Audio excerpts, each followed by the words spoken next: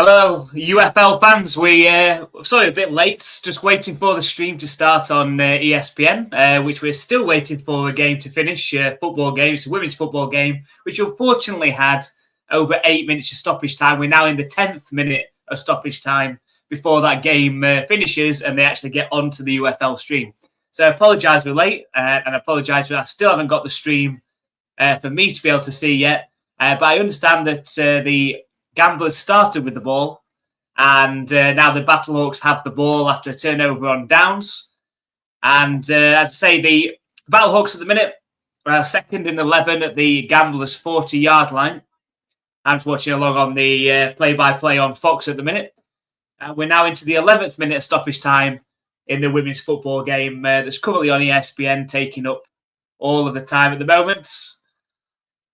So I apologise that I haven't yet got the game going on, but let me know if you have got the game going on and what is happening. But I appreciate everyone coming along. Great to see Hank in there and Brian, of course, as well. Hope you've all had a good week, and should be a pretty interesting game today. Who knows what is going to happen? It's been another unpredictable week, and we'll see what we've got in store here. Hopefully, Battlehawks win and locking up a playoff spot, but you just never know. You just never know with the way the UFL has gone this season, especially over the last couple of weeks. So the Battlehawks are now going to be 3rd and 18 from the Gamblers' 47-yard line. So they've got past halfway, meaning they won't be able to punt, and they're now actually 3rd and 19 from the Gamblers' 48-yard line. And they've gained 9 yards. It's going to be 4th and 10 from the Gamblers' 39. They're going to have to go for it or kick potentially a 56-yard field goal. And come on. The game has finished now after 12 minutes of stoppage time. And time for ESPN to get on to the actual game now.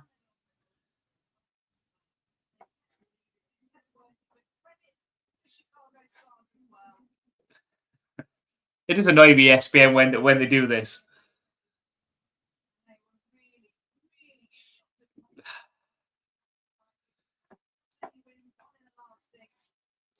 Anyway, it was a catch for -2 yards on the 4th down, so it's going to be another turnover on downs. And we're going to have the Gamblers back with the ball on their own 40-yard line.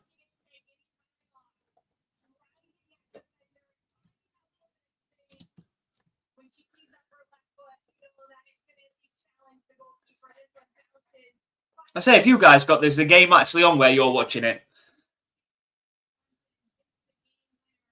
So annoying. I mean, like you'd thought, as soon as the whistle would have gone, they'd have gone, "Oh right, we need to be on the UFL now."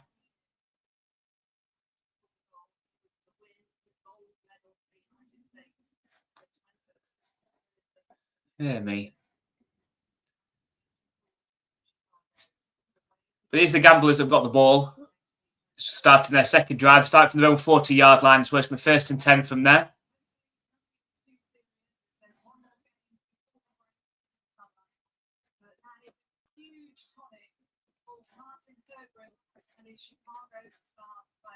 Who are off the bottom of the NWSL table, replaced by Racing UFL, who do have a game in hand, it has to be said. Behind them. And that is it. Just the one goal for the 2 red cards. AFC. Yeah, me. To the end, but it's Mal Swanson who scored the only goal of the game. She is well and truly. They're still showing highlights of the football game. Come on now.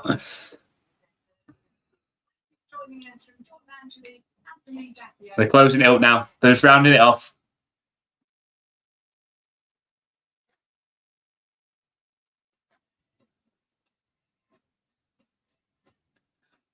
Come on.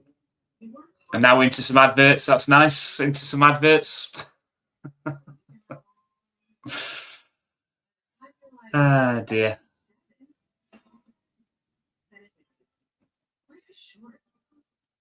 Now, we're still waiting for the Gamblers to start their second drive anyway, so we're not missing too much at the minute.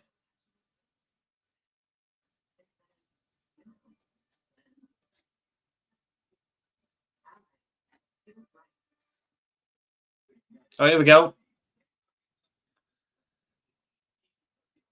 Just about to begin.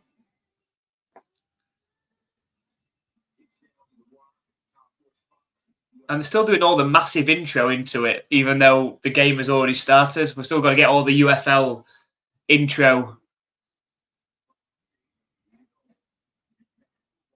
Come on, just put the game on.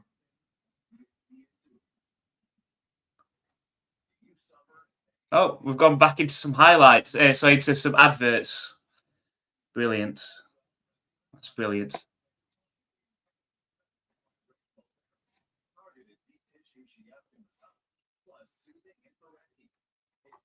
I don't think we're missing anything, though. The game doesn't seem to have carried on.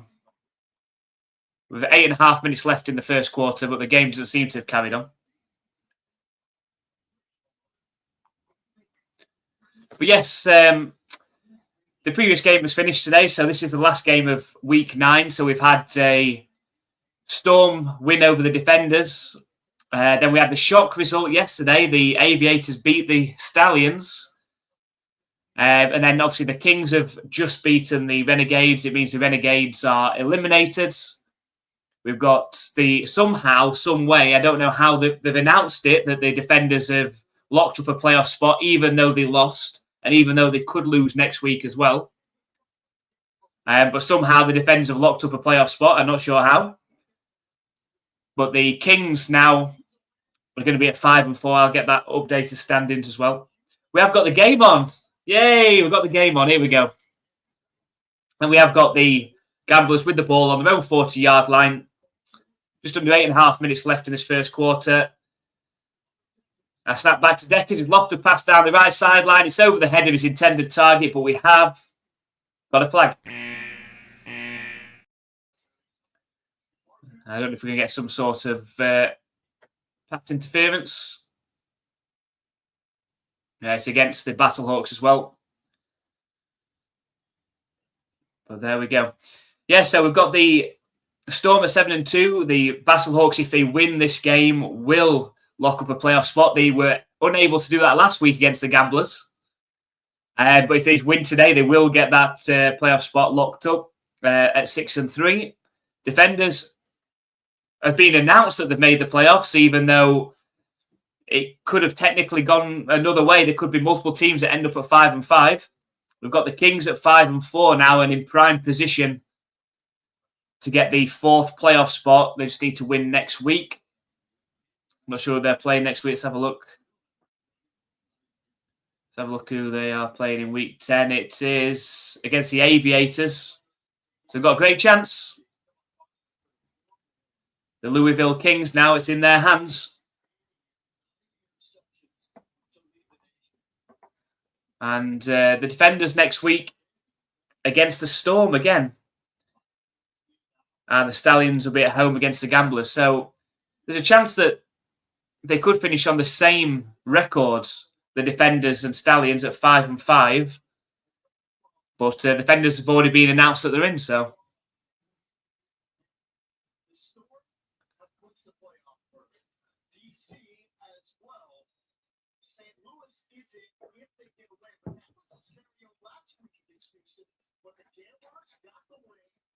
So snap back to Deckers.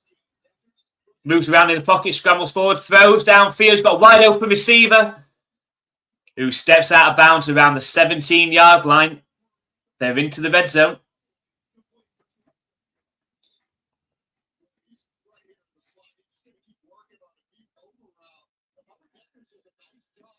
It's a nice movement from Deckers.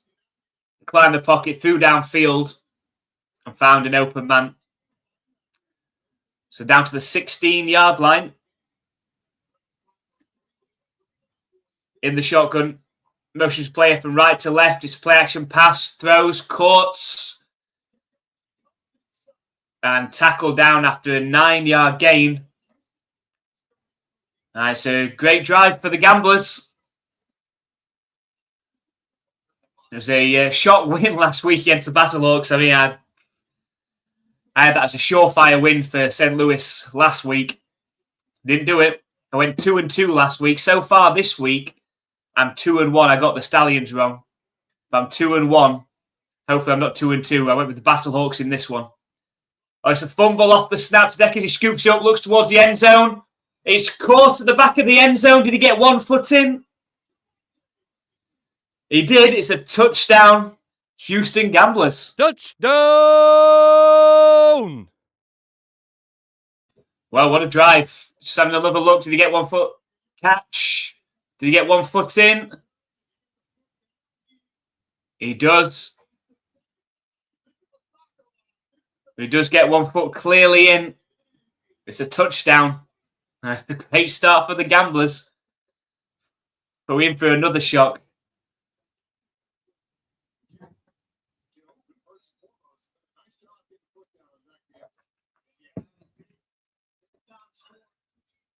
Here comes the extra point attempt. Oof. Has he missed that? It's no good. Wide right off the kick. And so the score remains 6-0 to the Gamblers.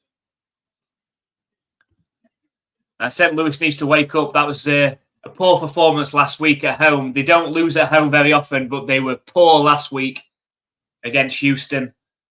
And could the Gamblers go back-to-back and somehow, some way, keep their playoff hopes alive as well? Yeah, first blood, Brian.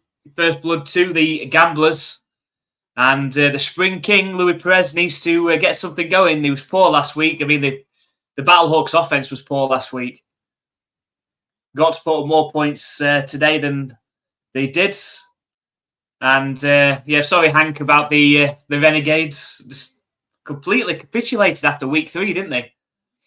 You know, 3-0, dominating. Looked like an unstoppable offense. And then, no, they hit a wall. Austin Reed couldn't pass the ball. Multiple turnovers. And then have now lost 6 straight in the UFL. So a terrible turnaround for them. I mean, the Renegades could end up finishing bottom of the UFL. Who saw that coming after week 3? 3-0, top of the standings, and could end up finishing bottom. I mean, it's great. I mean, a great decision by the UFL to have one big division rather than 2 separate divisions. It's kept it close all the way through to next week. We're at least going to have something to decide for the playoffs. And even if it is only between the Kings and Stallions, obviously if the Gamblers win today, that's going to be 4 and 5. And then we'll have to have a look at what playoff clinching scenarios we've got, because we could have the Battlehawks at 5 and 4, the Kings at 5 and 4, and then Stallions and Gamblers at 4 and 5. So we'll see. This could be there could be a way that the Battlehawks don't get in if they lose the next 2 weeks. Because surely if the Gamblers were to win next week, then they would get in. If the Battlehawks lost. I mean, the Battlehawks are at home next week against the Renegades. So, I mean, even if they lost today, they should fancy their chances of still being able to get to 6 and 4. But what I've got to say is that going into the playoffs this season, you know, anything could happen in those playoff games. You know, it's a 1-game season. Anything can happen. And it's just about getting in. You know, if it ended up finishing in the standings as they currently look like on the screen there at the minute, if it's Storm against Kings, you know, anything could happen in that one. Battlehawks and Defenders. No, the Defenders just haven't looked the same since Tamu went out injured, you know, a couple of weeks back. You know, they can't win a game. They've lost their last 3. They've got the Storm next week. They could lose 4 on the bounce. I could actually have to play the Storm again next in the playoffs in the first week as well. You know, it's going to be hard for them. So we've got the kickoff, and it bounces in the end zone. I think that will be a touchback as well. The ball's going to come out to the 40.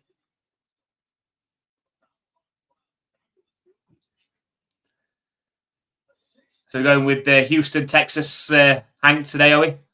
He's sticking with Texas. Yeah, anything can happen like last year in the NFL. It can. I mean, this UFL has just got crazy the last couple of weeks.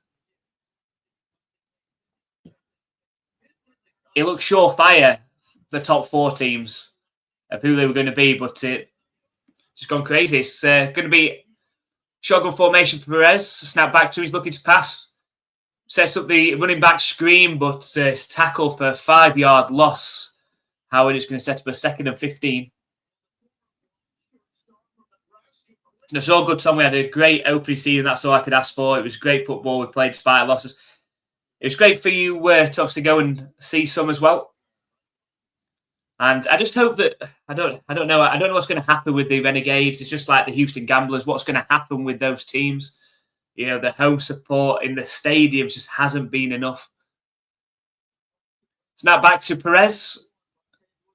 Thrown to Howards. And tackled down after 6-yard completion. He's going to set up a 3rd and 9.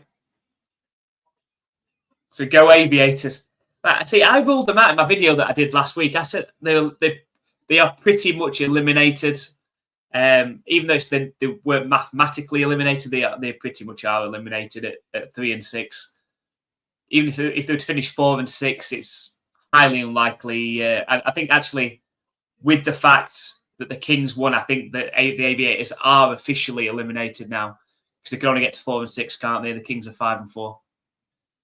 Snap back to Perez, scrambles around in the pocket, steps up, sets off running himself, and slides down in Gamblers' territory up at the 45-yard line. 1st down, Battlehawks.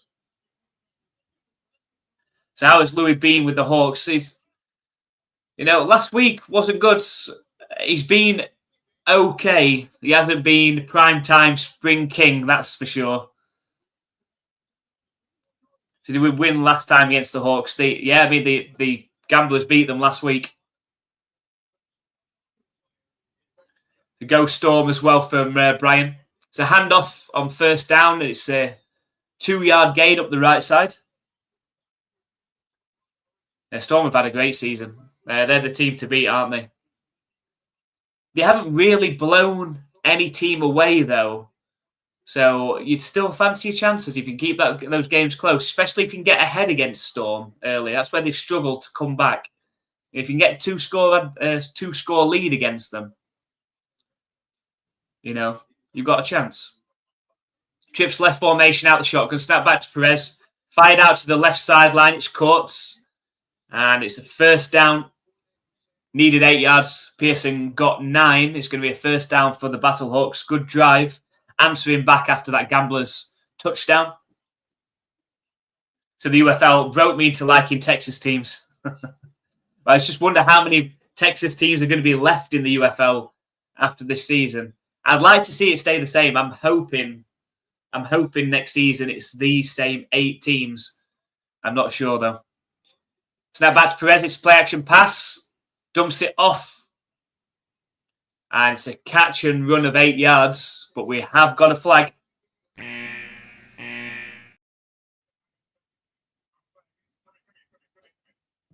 Might have a hold in here.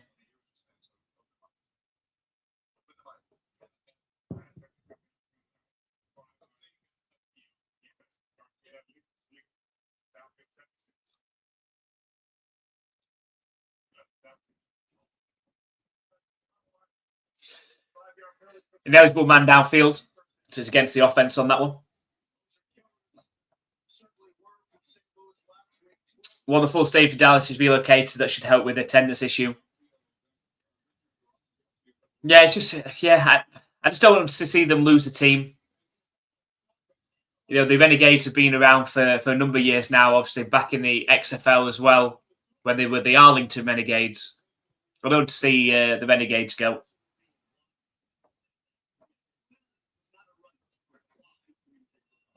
So it's being renovated at the moment.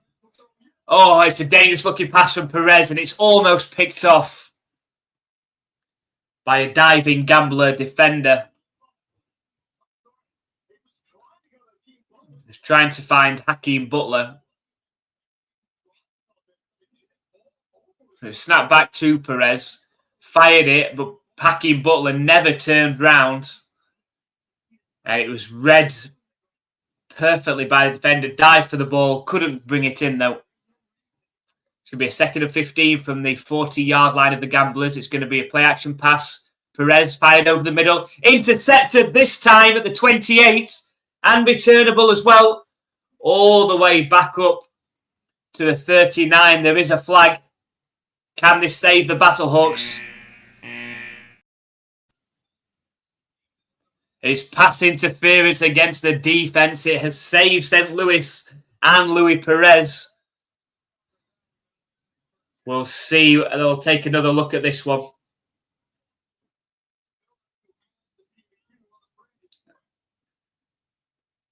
Let's have another look and see whether it was a just pass interference. Still not showing the replay on it. Here we go.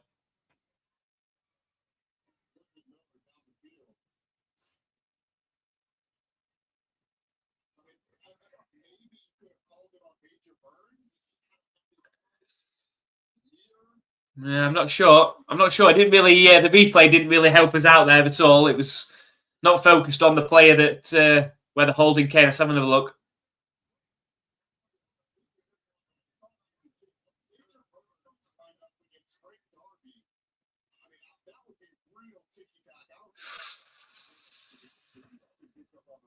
I don't know.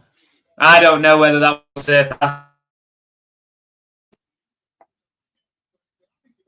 I'm not sure. They need better networks. Yeah, I mean, like we talked about it on in the comments of the last video about what the big issue is. I agree. I think the scheduling of the games. I think Friday night games haven't really been that successful, and I think it's just a problem with how spaced out the teams are. Trying to get fans to go there. It's a long drive. It's a long travel for people to get to these games. It's not like the like college football and the NFL to a certain extent. You're asking a lot of fans. So snap back to Perez. Fired in over the middle. It's caught at the 25-yard line. And it's the pick-up this week for the St. Louis Battlehawks. It's is it Canella, the veteran tight end they picked up just this week. It's a 4-yard completion.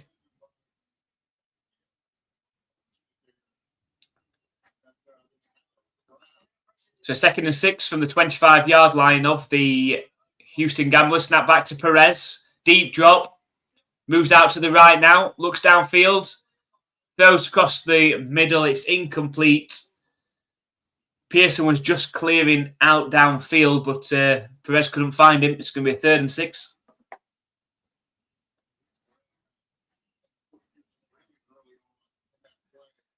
So I need mainstream supports. Need to drag in NFL fans who haven't seen spring football yet. I mean, it's been a great season. If anybody can actually just switch on and watch it, you know, it's entertaining. It's entertaining. You might not always agree with some of the rules that they have, but it's been entertaining. Snap back to Perez. Fired over the middle, and it should have been caught at the 10-yard line. It's not, though. It's dropped. I mean, it's a 4th and 6. He was looking for the tight end Canella.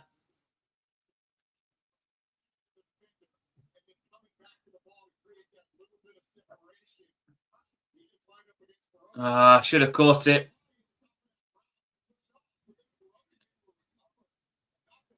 So 4th and 6, and we've got a field goal incoming.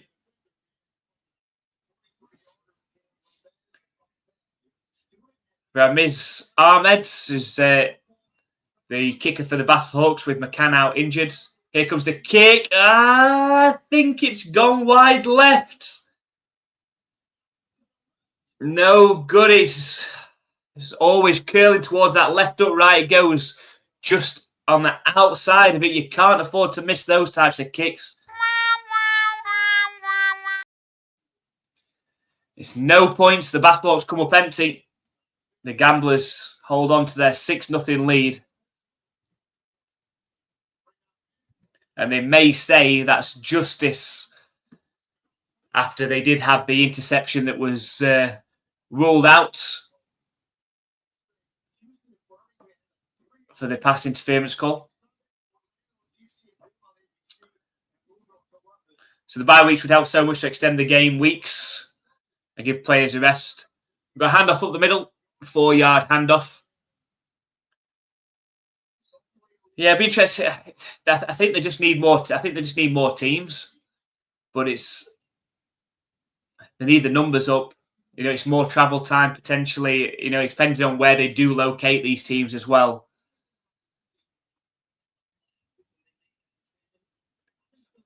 But we're not going to have new teams until 28. It's a set-up screen to the wide receiver. It's a 5-yard completion, set up a 3rd and 2 for the Gamblers. See, if you don't know the QB, the rules, there's more fun to watch the arena football with is drastically different. It is, I find it entertaining. I think they should move it towards, closer to the Super Bowl finishing, I think, as well. Try and ride the momentum of the NFL season. I think that would definitely help as well. That brings us to the end of the first quarter. It's 6-0 to Houston.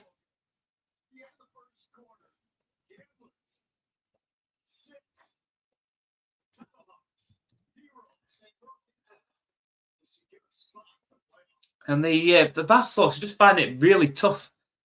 The last couple of weeks.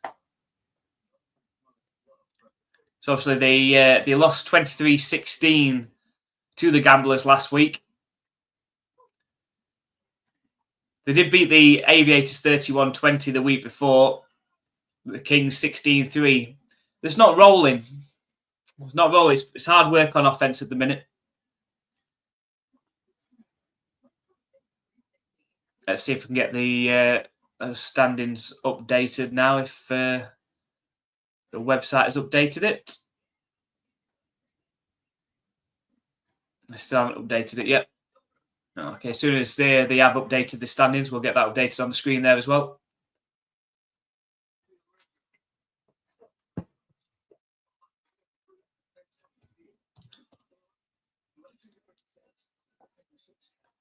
So look. So according to the official UFL standings, the Kings have gone above the Defenders now. Even though the Defenders have somehow locked up a playoff spot at 5-4. And the Battlehawks, if they win today, will lock up a playoff spot at 6-3. The Kings are in the 3rd playoff spot at 5-4 now. So as things currently stand, if it was to finish this way, it would be Storm hosting DC and the Battlehawks hosting the Louisville Kings. That's 2 really good games. Just a bit annoying that we will have had DC against Orlando 3 weeks in a row to finish off this season. And, the Defenders are really struggling at the moment. I say, since that Tamu injury, I think it's time for Jason Bean. They stuck with Sanders on Friday. Didn't get it done. I think it's time to give Jason Bean. They made that trade. I felt very sorry for Jason Bean as well, who had been starting quarterback of the Kings and been playing quite well at that point, and then traded away and ended up becoming QB3 at the Defenders. You think they've got Tamu. He's never going to get a shot. He's never going to get to play again now. But as fate would have it, he could get one more shot. And I think the DC will start him next week against the Storm. And we'll see where that gets him. But as I say, there's every chance that it is going to be Storm against DC in the playoffs. And, that'll be the 3rd week in a row we've had that matchup.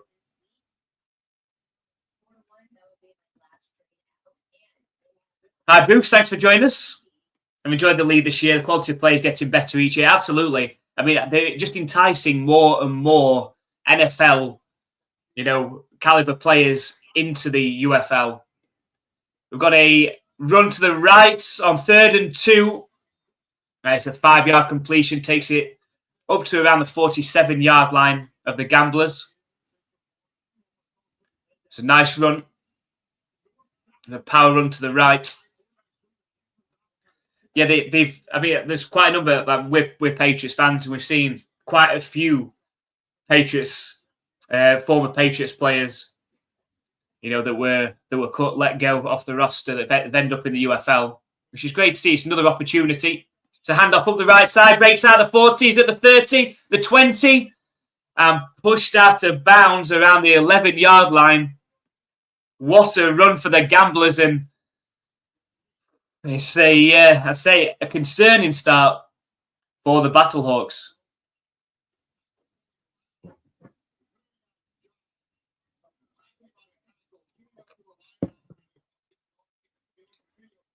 So 1st and 10. It's a handoff up the middle.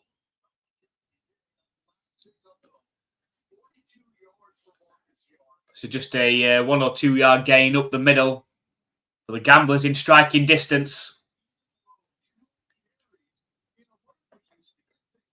Yeah, 50 Cent. I thought that Mike Rapoli was joking when he said we were going to get Bad Bunny or 50 Cent. I thought that was just a joke, but the fact that they have got 50 Cent, I would have actually rather watched 50 Cent do the Super Bowl halftime show than Bad Bunny. But that's just me. It's a run pass option. Oh, it's a huge hit as well. Gets the pass off, but the receiver gets absolutely leveled going to catch the ball. It's an incomplete pass.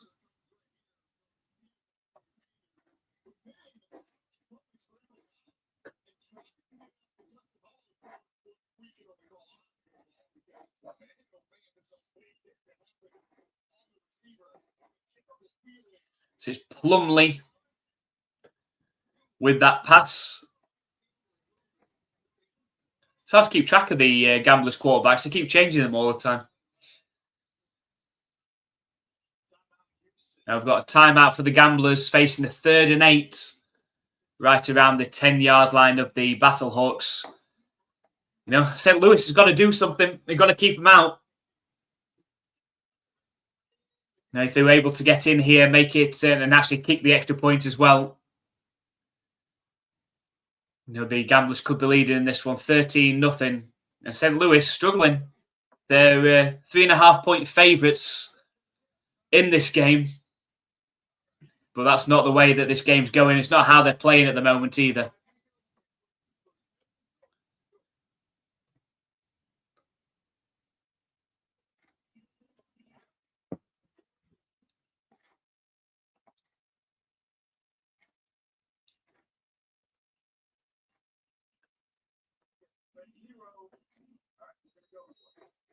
So 3rd and 8 coming up.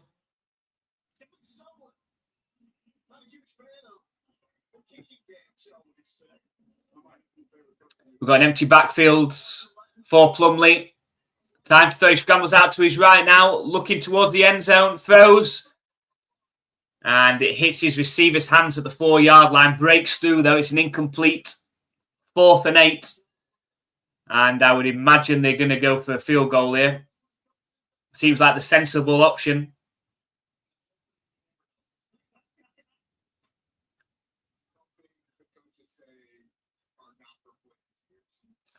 They are going to go for the field goal, try and make this a 9-point game. It's just a 28-yarder. Should be making it, but they did miss an extra point earlier. This is straight down the middle as well. Here comes the kick. The kick is straight down the middle. And the Gamblers lead 9-0. So, yeah, it's a good start for Houston. They are still alive, just. And if they win today, they could get to 4 and 5. And then we would have some interesting playoff clinching scenarios from that point, because The Battlehawks will be 5-4. The Kings 5-4. The Stallions 4-5. The Gamblers 4-5. And we'd have to work out the scenarios of who can get in. So I agree with even the petition for Metallica years ago didn't happen, even with the Singers surpassing what they needed. Hey, I would have liked Metallica. Yeah, I've seen Metallica at Download over here in the UK. I'll be all up for that. I bet Eminem be there since me got at the 50 at the Super Bowl. Hey, anything that brings up, the publicity. I think they did a great job at the start of the season, the UFL, of trying to get obviously these singers in, for every home team opener, and some of the people they managed to get in for that as well. It just seemed to, once we hit the the middle or the second third of the season, is where we start to see the attendances drop, and it's been all teams that it's affected. Even the St. Louis Battlehawks have always had a tremendous crowd attendance, have struggled as well. Their average is down a few thousand. The Defenders' average is down a few thousand as well. The Stallions hasn't been where it usually has been as well. We've obviously talked about already the Dallas crowds and the Houston crowds. It's great attendances for Louisville. Orlando Storm have been averaging about 10,000, I think, as well. The TV numbers have been good. So it's just about trying to build that momentum. It's just stability. Stability is key. Can we get these 8 teams back, even if you have to relocate them slightly, to help fans get to the games and get people into the stadiums? So can we just get some stability, and then when we get to 2028, we know we're getting the Oklahoma team. Are we probably going to get the Michigan Panthers back? Most likely. There's calls for teams in other places as well. San Diego, for example. I think it will be the Michigan Panthers that come back. And then it's about stability again from 28 and 29, and then they're hoping to get another 2 teams in 2030. They've got every chance. It's just about getting more and more people watching, getting more people, helping people get to these games in the US, and it can be a success. So the score is currently 9-0 to the Houston Gamblers, not the start, the St. Louis Battlehawks that know if they win today, they're in the playoffs. It was the same last week against the Gamblers. They were unable to get it done at home, and the Gamblers started off the better team as well. So we've got the score of the Battlehawks game is 9-0 to the Houston Gamblers against the St. Louis Battlehawks. Here's the kickoff. It's a return up the left side. Breaks through. Is at the 40 and tackled down at the 43-yard line. But we do have a flag. So we've got just under 12 minutes left in the second quarter. And the Battlehawks and Luis Perez needs to get something going. And it's holding on the return as well, so that's going to come back. The Battlehawks did miss a field goal in the first quarter when the score was 6-0.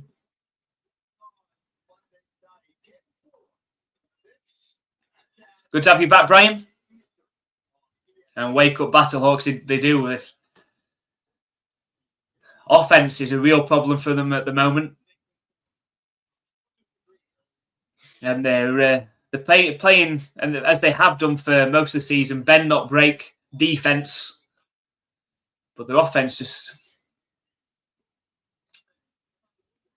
not looking consistent at the minute. We've got spread formation out the shotgun from their own 20-yard line here. Snap back to Perez. Fired over the middle. It's caught for a 5-yard completion up to the 25-yard line.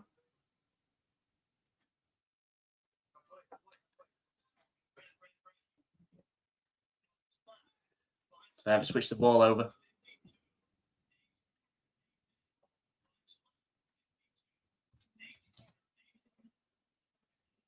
There we go.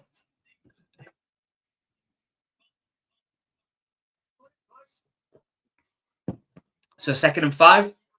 We've got trips left formation, out the shotgun. Perez looking to pass. Moves around pocket, fired over the middle. Wide open receiver, caught at the 40.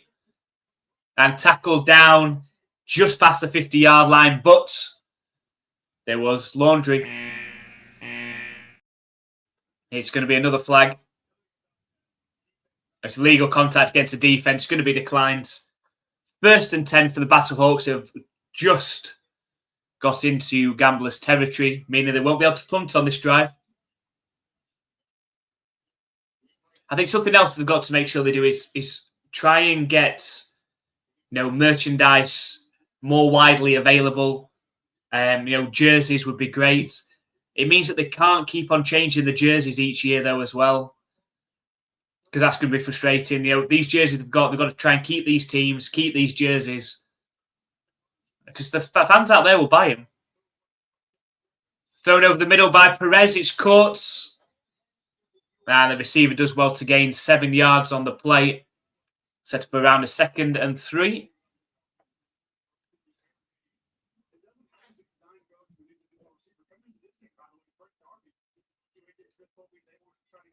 Well, 10.5 minutes left in the 2nd quarter. Battlehawks looking to answer back. Down 9-0.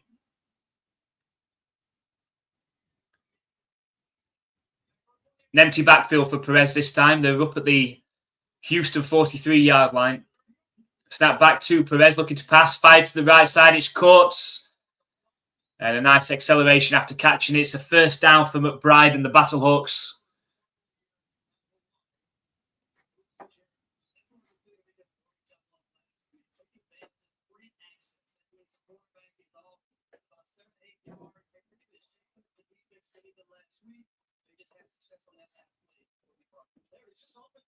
So we've got the Battlehawks now 1st and 10.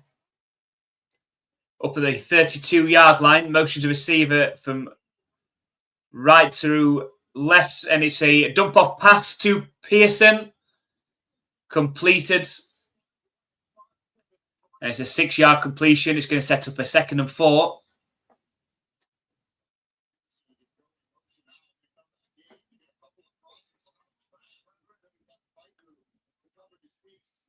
Up around the 27-yard line of the Gamblers.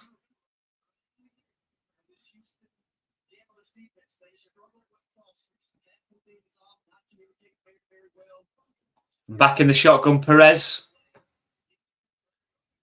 Trips right formation out the shotgun. Snap back to him. Again, looking to pass. Moves out to his right. Throws. Completed to Pearson. The ball comes out. And it's a fumble recovered by the Gamblers. And returnable, tackled down at the 10-yard line. And that looks a costly turnover for the Battlehawks. Just as they get something rolling, it's Perez that finds Pearson over the middle. Nice pass. But then the defender comes in, punches the ball out. Clearly recovered by the Gamblers. Tackled down at the 10-yard line. And it's a turnover. Not what you want as a Battlehawks fan. Great for Houston. St. Louis just cannot get into the end zone.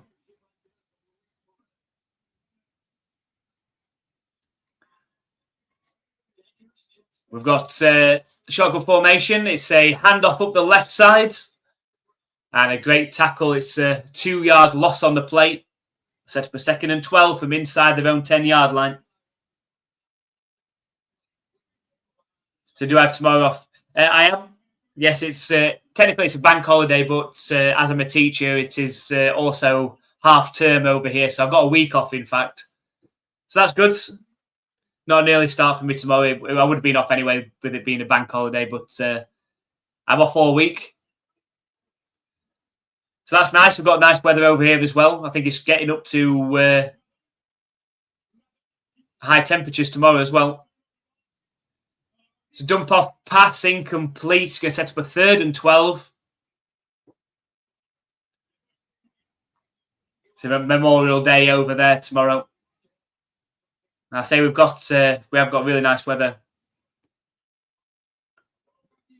We've got a bit of a heat wave over here at the minute.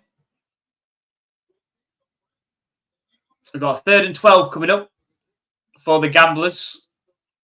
Back of their own 9-yard line. Snap back to Plumley. He's in his own end zone and managed to get rid of it just. But it's incomplete. It's going to be 4th and 12, and the punter's going to be standing in his own end zone here. It's a great opportunity for the Battlehawks to get great starting field position on the next drive.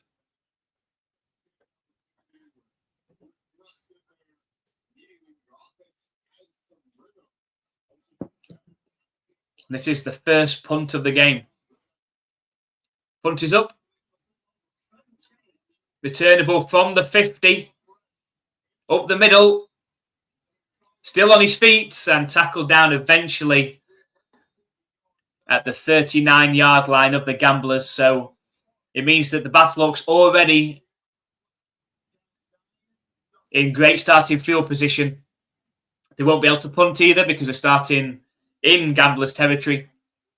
But they've got to make it count now. They've missed a field goal in this game. They've had a turnover inside the red zone. They've got to get points on this drive, get back into this game on their quest to try and lock up this playoff spots. If they do, it means that 3 of the playoff spots will be secured. We've obviously got the Orlando Storm, who have not only locked up a playoff spot, they are the number 1 seed as well. They've got home field advantage in the playoffs. I mean, when I say home field advantage, I mean in the first round of the playoffs, they're going to be at home because the final is going to be played at Audi Field in DC. If the Battlehawks win this game and win next week, they will, of course, be the home team in that first round of the playoffs as well.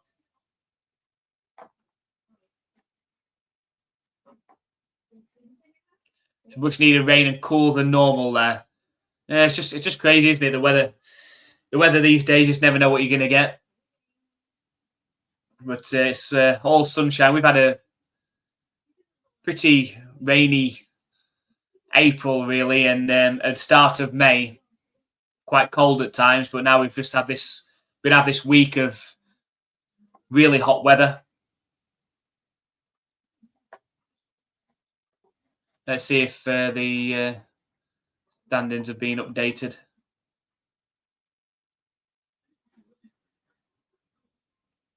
I'll get that updated on the screen then if they have. Yes, they have. Right. Let's get those updated then.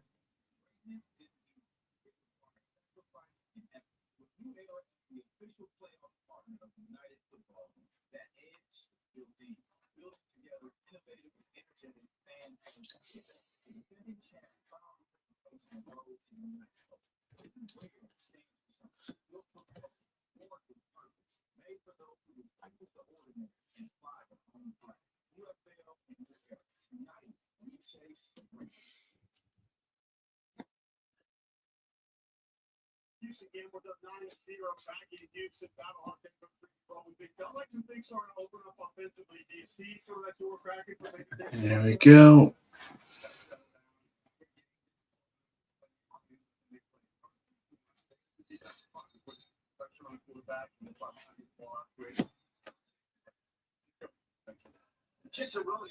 There we go. Update to standings on the screen now of where we're at.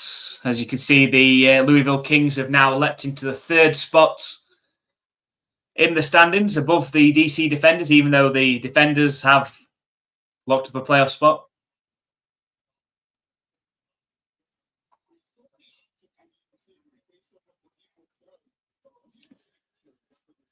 So we've got shotgun formation for the Battlehawks up at the Gamblers' 39-yard line. Snap back to Perez. He's looking to pass.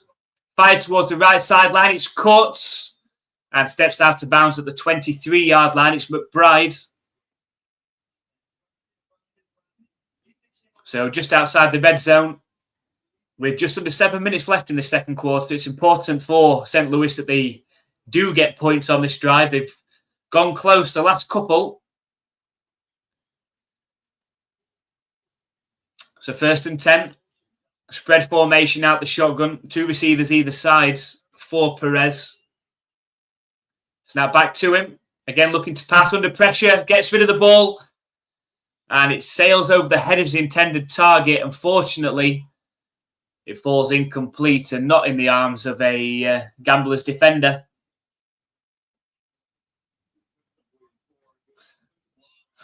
What's your quest? It's a great film. I'm on the same lines there.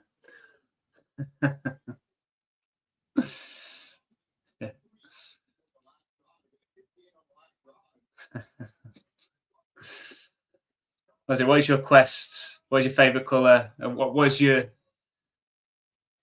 Is it? We've got a false start against the offence.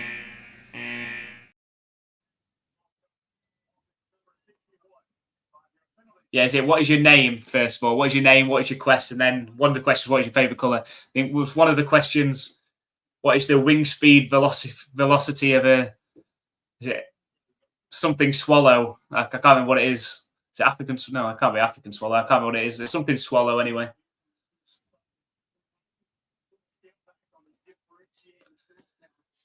A great Monty Python humour there, though. We've got trips left formation out the shotgun. Snap back to Perez. It's a handoff to Howard up the middle.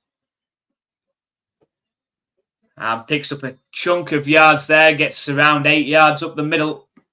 It's going to bring up a 3rd down.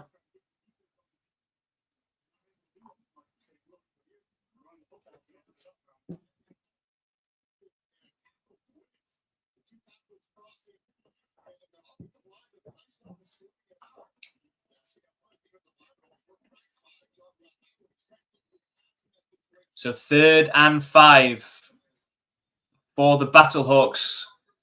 5 minutes left in this second quarter. They're on the 18-yard line. Snap back to Perez. Lofted pass towards the end zone. It's caught by Butler, but did he get his feet in? I don't think he did. You only need one in the UFL. And I don't think he got either.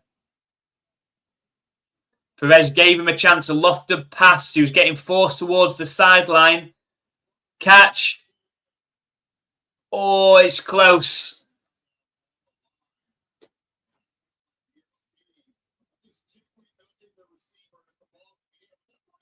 Oh, he's just out.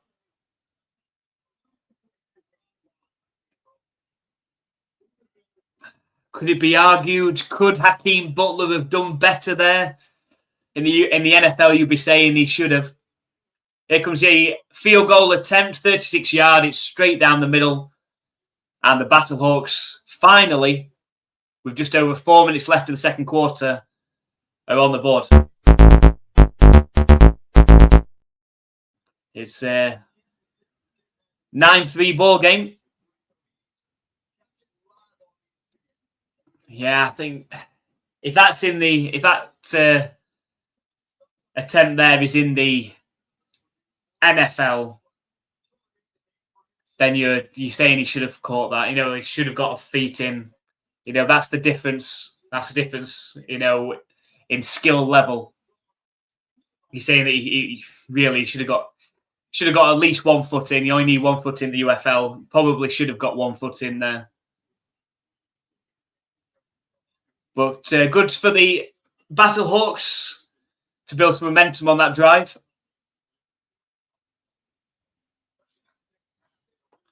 And will they get another opportunity this half?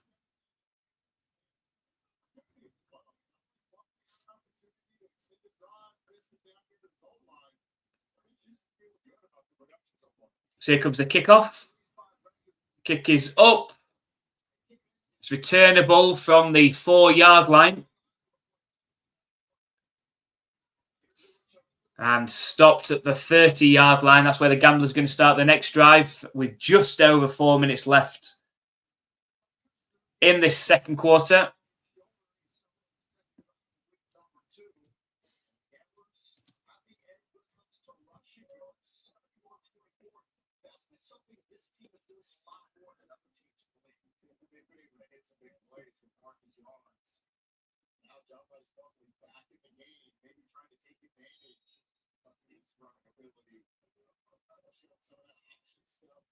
So we've got Plumlee in the pistol. It's a fake toss right, setting up the pass to the left. Courts. And the receiver does well to gain a couple of yards there. He's tackled right at the line of scrimmage. Falls forward for 2 yards.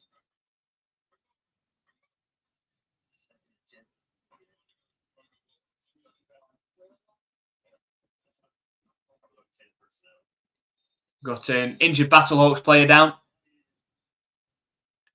We're going to stop the game with 3 minutes and 41 seconds left in this second quarter. The Gamblers will be facing the second 9 from their own 31-yard line when we come back.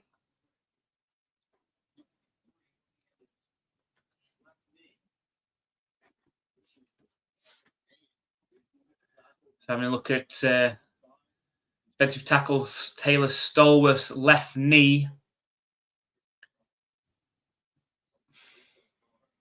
It's never a good sign when it's the knee. Let's have a look what happens.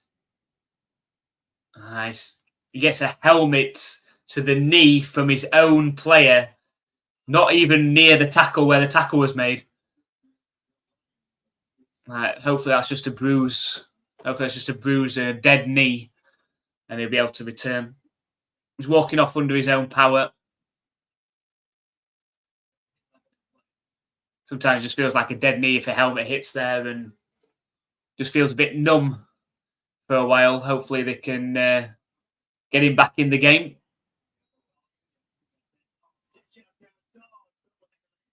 So we're back. We've got, I say, just over 3.5 minutes left in the second quarter. It's a 2nd and 9 coming up for the Gamblers from their own 31-yard line. It's a handoff up the middle and completely stuffed at the line of scrimmage. It's Yarns doesn't gain any yards on that one. Actually, that's the 3rd and 9.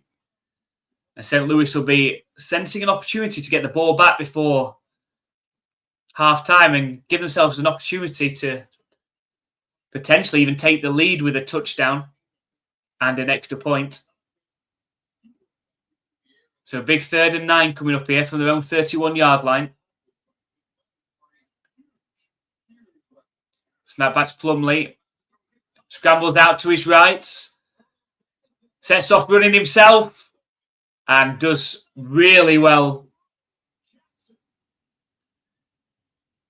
to scramble up the right side, stay in bounds, and gain 11 yards on the run. Managed to break out the pocket to the right. And then committed to the run. Knew he'd have to take on a tackler, but made it. 1st and 10 for the Gamblers. So back to Plumlee. It's a handoff up the right side this time. And pushed out of bounds after a 3-yard gain. The clock's still going to tick. This could take us down to the 2-minute warning unless the Gamblers want to rush a play in. I don't imagine they will, though. Nice Husseini. We're going with the Monty Python references then today, are we? One of the greatest comedy scenes ever. That is it the Black Knight? Is it the Black Knight that he fights and chops off all his limbs? Call it a draw. So we have got to the 2-minute warning. The Gamblers leading this one 9-3 over the St. Louis Battlehawks. A tight game. Just 1 touchdown in the game so far for the Gamblers. They missed the extra point off that. The Battlehawks then missed a field goal to keep the score 6-0.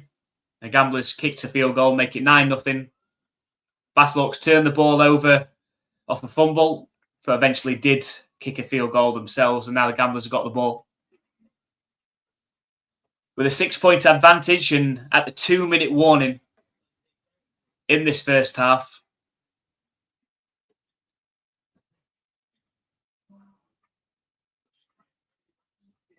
The Gamblers, of course, looking to try and stay alive in the playoff race. If they lose, they are eliminated.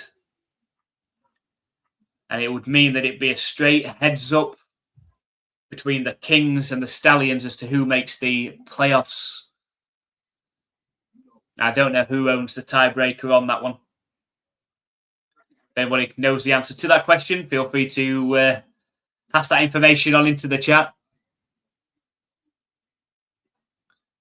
Obviously, if the Kings were to win next week, that means they would automatically be in at 6-4 anyway. And the Kings are away at the Columbus Aviators. The Stallions at home to the Houston Gamblers.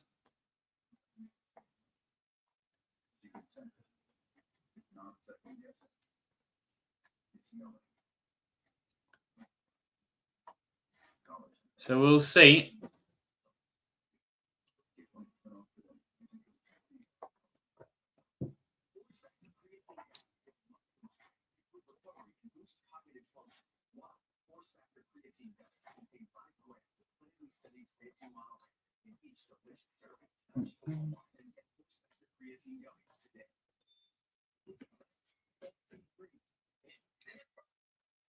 Just on a different topic, just while we're at the advert break, has anybody seen the new Star Wars Mandalorian and Grogu? Has anyone seen it? I haven't been myself yet, but I'm hearing I can't even say mixed reviews. I'm hearing mostly negative reviews about it, which is disappointing. I really like the TV series. If anybody has seen it, let me know your thoughts.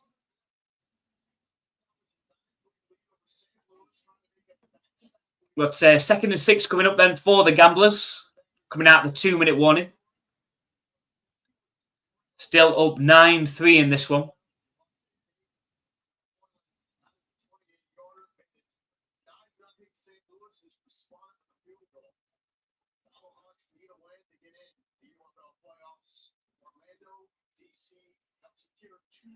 Snap back to Plumlee. It's a handoff up the middle. And the running back does really well to get the first down. And takes the ball into Battlehawks territory as well.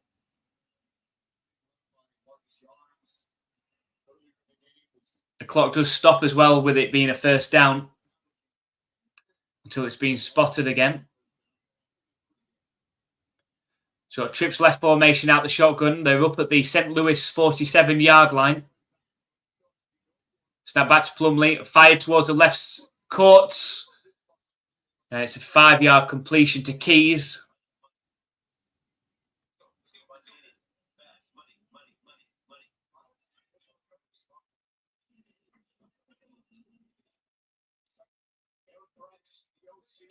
Snap back to Plumlee. Under pressure. And goes down on the sack. And we've got 2 flags come flying in late.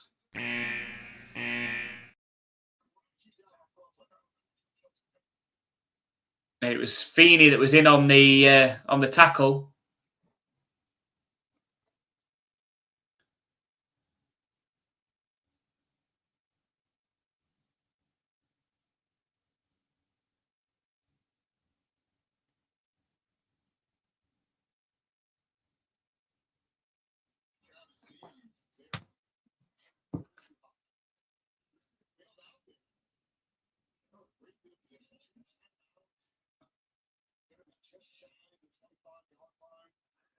And it was against the Battlehawks, the penalty as well.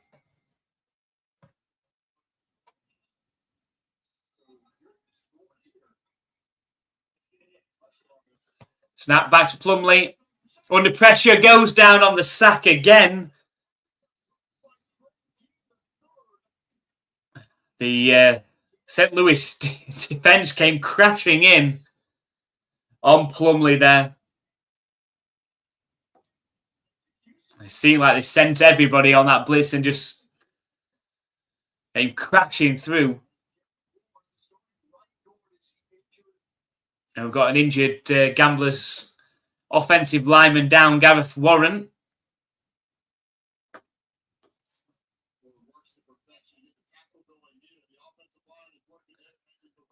Let's have a look at this. Yeah, I think it was cover 0, just full man-to-man, blitz everybody else. Plumley dropped the ball as well.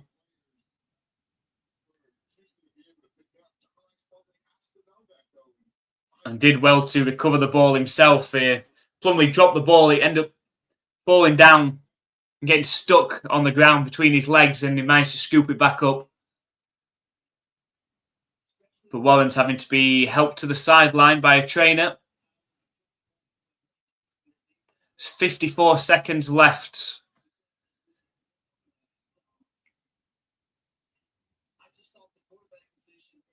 And the Gamblers, we're hoping they can get more points from this position.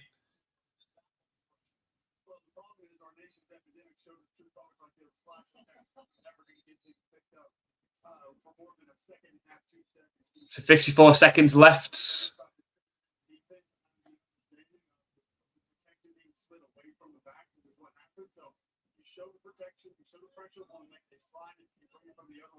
And the Gamblers got 1 timeout remaining. The Battlehawks have got 3 timeouts, all 3 timeouts remaining.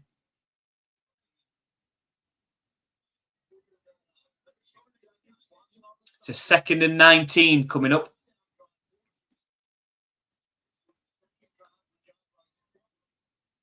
So 2nd and 19 from the Battlehawks 34-yard line. Trips right formation out the shotgun. Now motion the receiver from right to left. It's a handoff up the middle and a huge gain. And they get 15 yards back off that play. And they're going to let the clock run. We're at 40 seconds left now. They're going to hold on to that final timeout for now. It's 3rd and 4. Snap back to Plumley. Lofted pass. It's intercepted at the 15-yard line. And pushed out of bounds at the 30. What a costly mistake that could be. It was high over his intended target's head and fell straight to the Battlehawks defender. And timely interception for the Battlehawks there.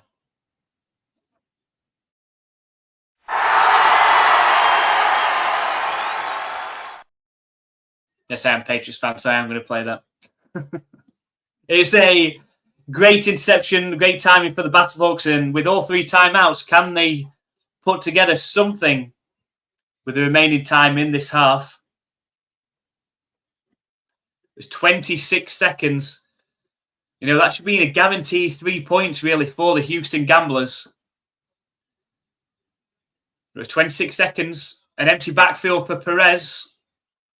And they're on their own 32. Snap back to Perez. Fired. Caught.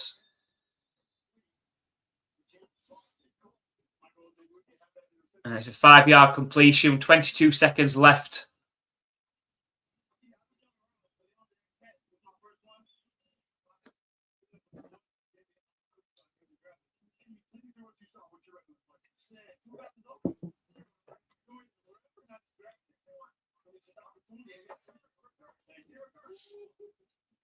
An empty backfield again for Perez, up at the 37-yard line this time. Snap back to him, looking to pass. Fired, caught. And McBride catches it, steps out of bounds. It's close to the line to gain with 16 seconds left on the clock. They're going to say he was a yard short. It's going to be a 3rd and 1.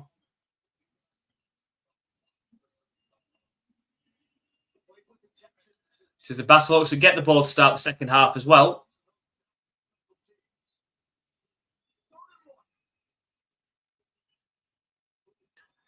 Spread formation out the shotgun. Snap back to Perez. It's a handoff straight up the middle. He's at the 50, at the 40, and tackled down around the 37-yard line, Howard. Sure, they've got to get a timeout in. There's 9 seconds left.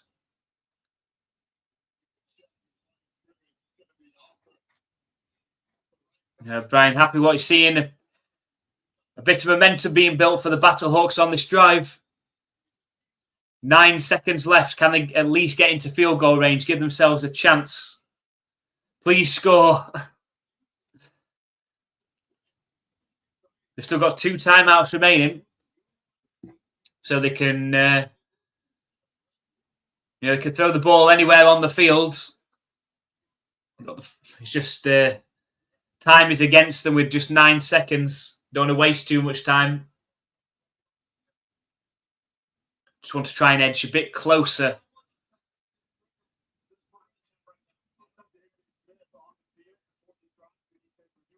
They must end this drive with at the very least, attempting a field goal.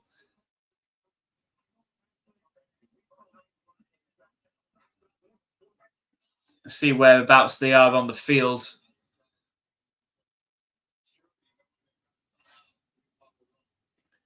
At the 38-yard line of the Gamblers. It's spread formation out the shotgun. Snap back to Perez. Lofted pass. And caught by Hakeem Butler for the touchdown.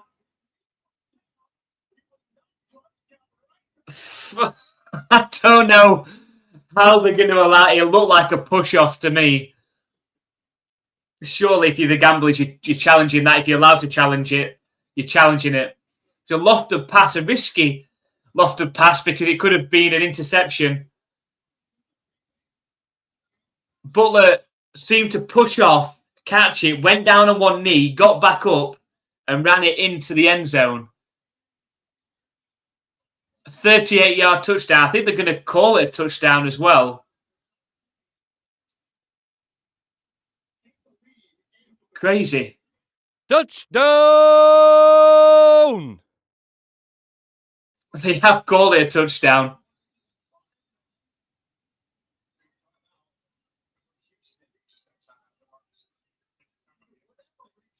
I've got a timeout. Got a Gambler's timeout.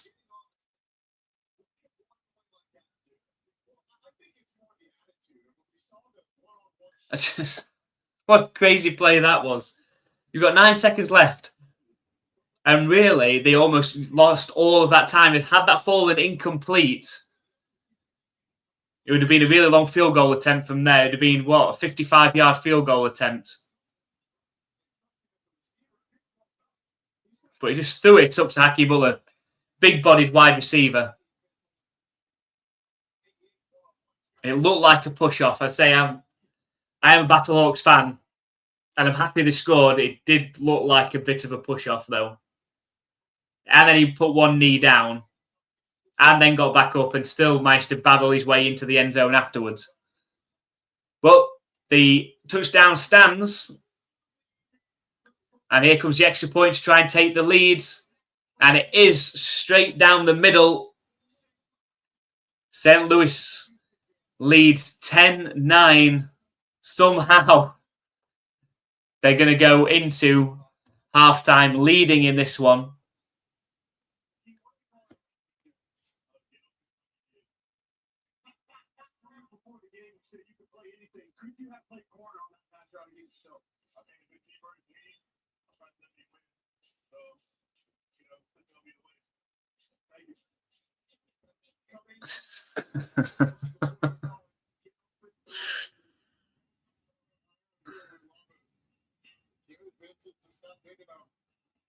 Oh, that's poor defending, actually.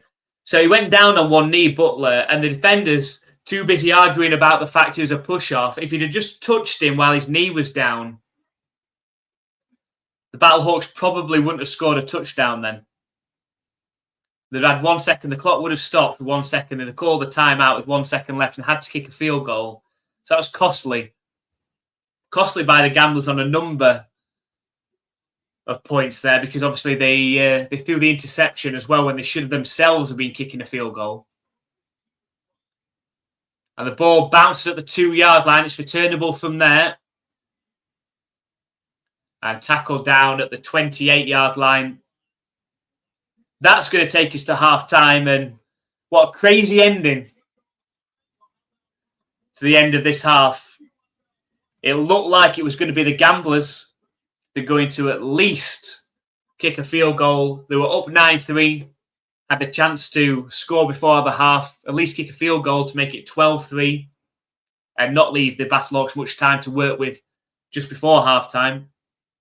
A costly interception, and the Battlehawks hit some big plays, none bigger than that 38-yard touchdown to Hakeem Butler, which looked like a push-off.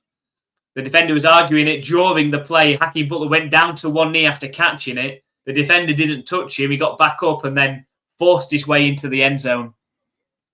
And the Battlehawks lead in this one, 10-9 if the score was to stay this way.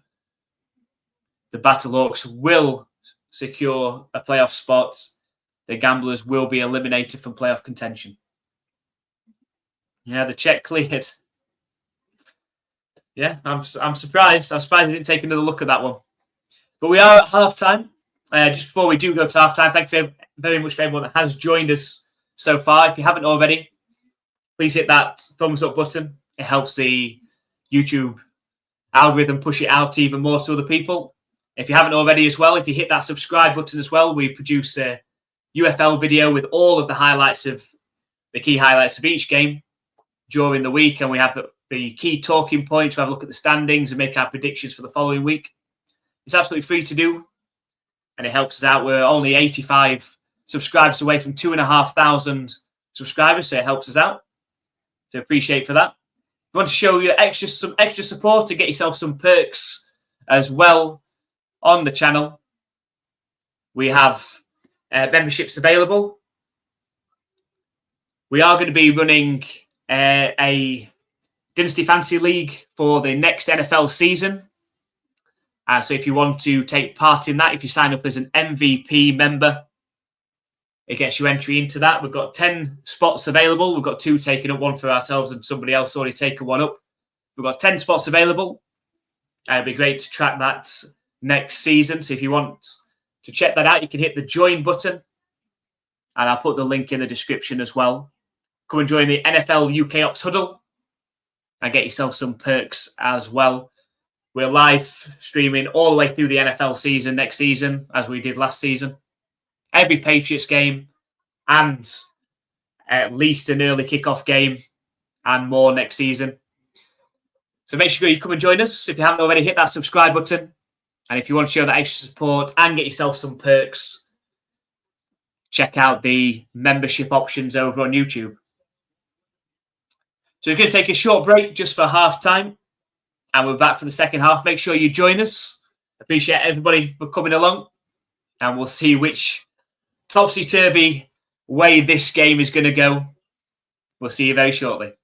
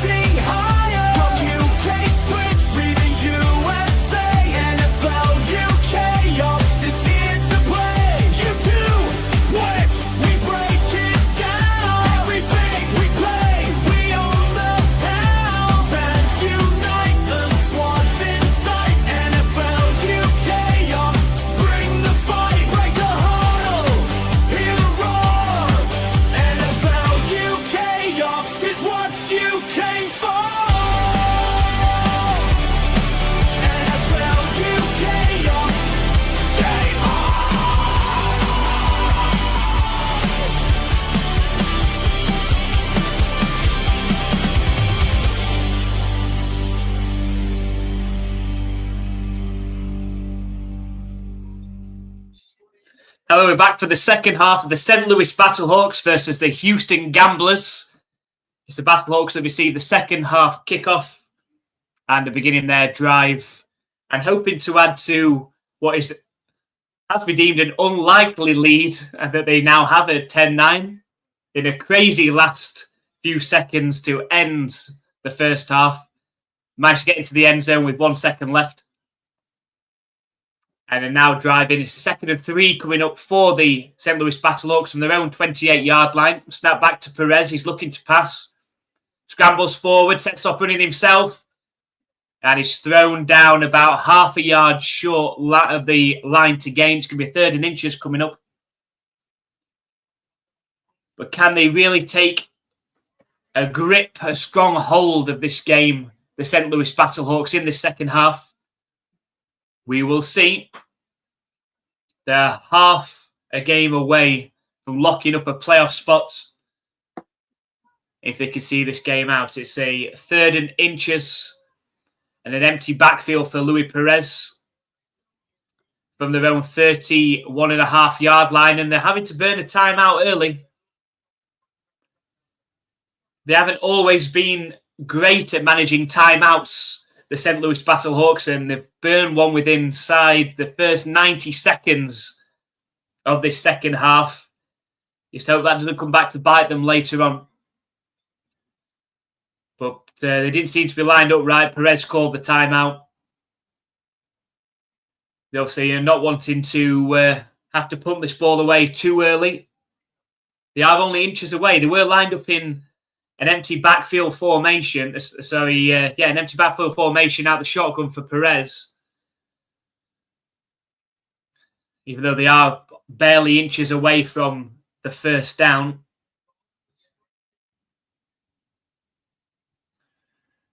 We'll see what we get this time for the Battlehawks on this 3rd and inches.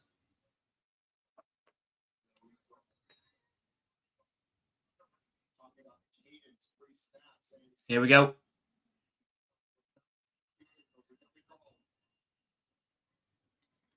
So it is an empty backfield. 3 receivers to his left, 2 to his right. Perez changes the play at line, now goes up to the line of scrimmage, tries a QB sneak and goes absolutely nowhere. Maybe even backwards. And that's going to be a 4th down.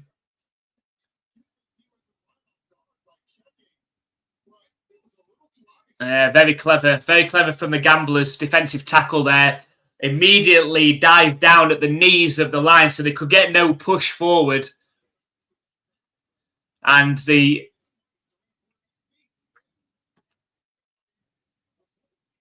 Battlehawks have to punt. The punt is up. It's returnable from the 14-yard line. Straight up the middle, makes a player miss. And tackled down at the 32. And it will be the Gamblers.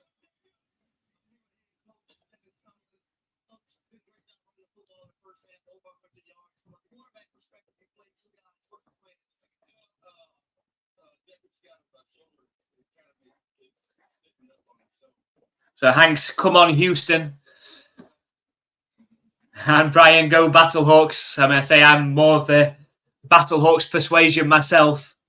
And I hope they can lock up a playoff spot today. It's a handoff up the right side. And patient running gains the Gamblers running back 3 yards up the right side there.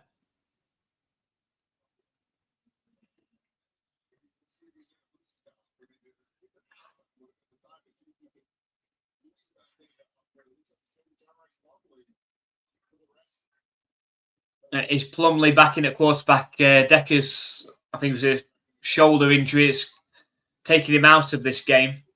Stand back to Plumlee. Looks like a keeper himself. Throws downfield. It's caught at the 50. And rolls just into Battlehawks territory. It's going to be 1st and 10 for the Gamblers. It's a nice fake from Plumlee there. It looked like he was going to tuck it and run it. We've seen him do that on the power run earlier in the game, sprinted out to the right, but then threw downfield.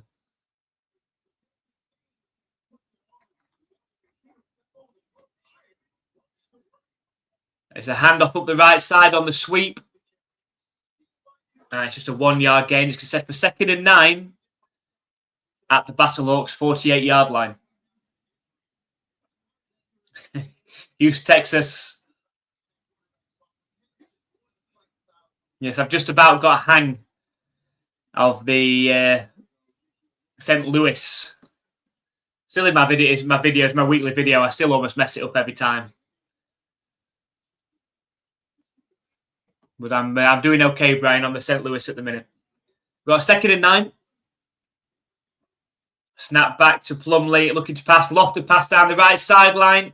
It's caught at the 10 and dragged down at the 3-yard line. Lovely touch on the pass. Dropped it right in the bucket of his wide receiver. Really nice pass from Plumlee.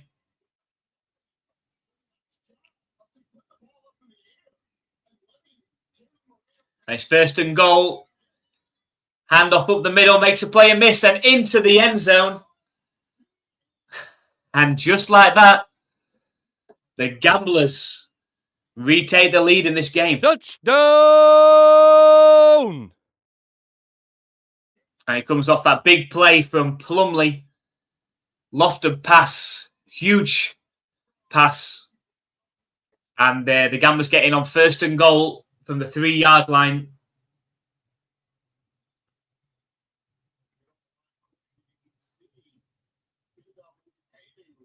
Comfortably getting in as well. It's 15-10.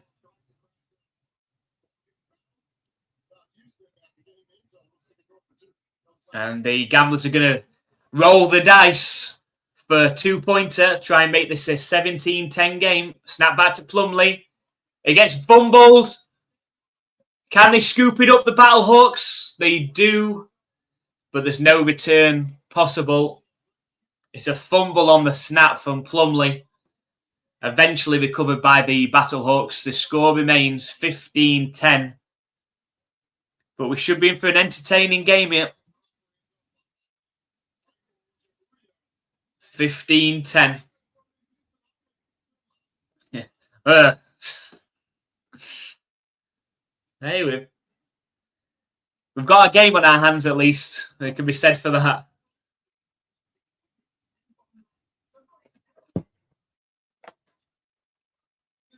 At least there's that.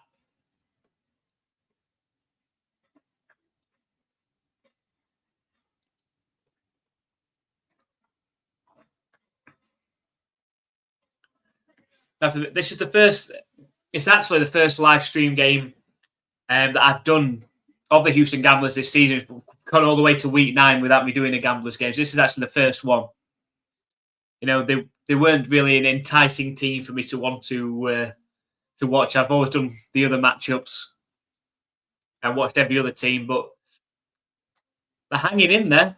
They're giving the Battlehawks a game. They did last week. They knocked off St. Louis in St. Louis as well, of course. And they're getting the job done here. Had there not been a costly interception just before half-time, it could be argued the Gamblers would have gone into half-time at least 12-3 up. But they have got the lead again now, 15-10. And the Battlehawks need to get something going in this second half and rediscover some momentum on offense. It is an odd score. You don't see that too often. A 15-10 scoreline. But it is because the Gamblers missed an extra point from the first touchdown. They kicked a field goal and then went for 2 on their second touchdown and failed. That's where their 15 points came from. The Battlehawks, the conventional field goal and then a touchdown with the extra point. But it's we've got a game on our hands. And the Gamblers still with a shot at the playoffs.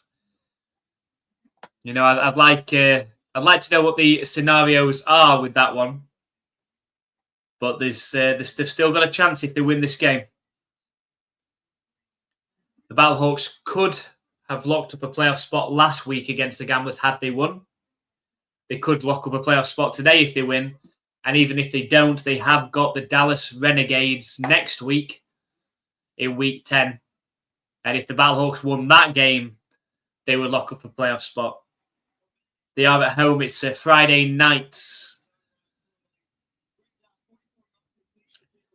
It's a Friday night game. The Battlehawks hosting the Renegades.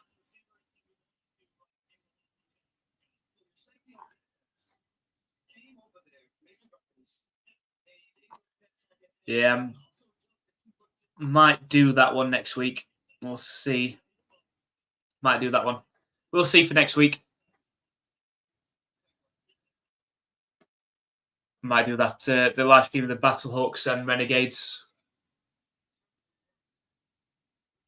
It's a kickoff returnable from the 10-yard line for the Battlehawks. And tackled down at the 31-yard line. And that's where St. Louis will start their next drive.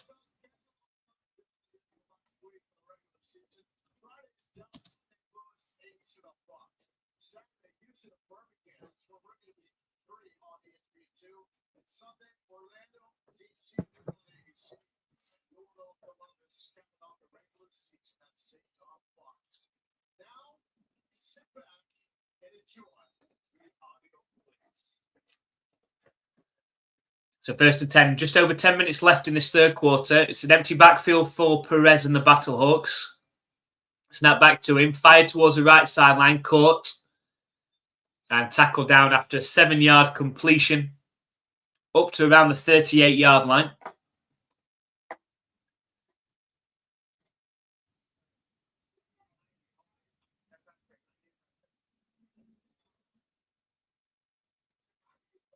They're going to give him 8 yards, in fact, on that play. We've got shotgun again, 2 receivers either side for Perez.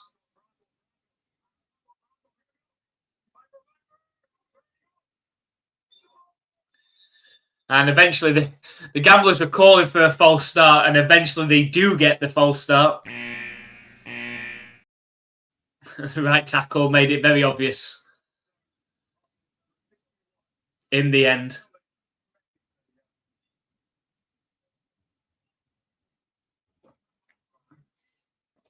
So that's going to bring him back 5 yards.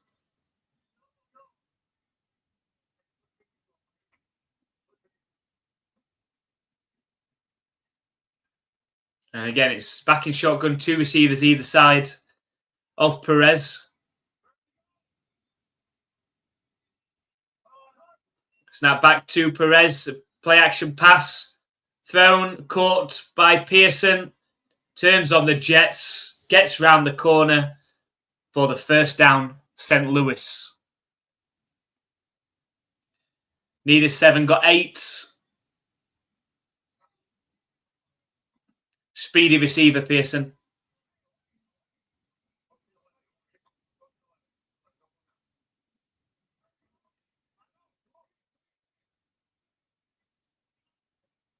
And so up at the 42-yard line now.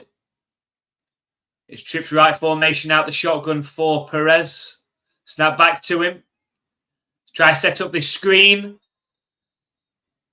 And Howard gets hit hard. The pass was lofted. Couldn't bring in the catch. Incomplete. It's going to set up a 2nd and 10.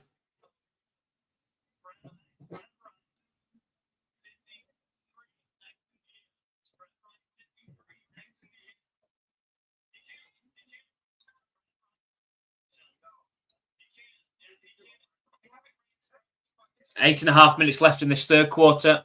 Got a 2nd and 10 coming up for the Battlehawks from their own 42-yard line. Spread formation out the shotgun. Snap back to Perez. He's looking to pass. Scrambles out to his left now. Sets off running. And steps out of bounds after an 8-yard run. It's going to set up a 3rd and 2.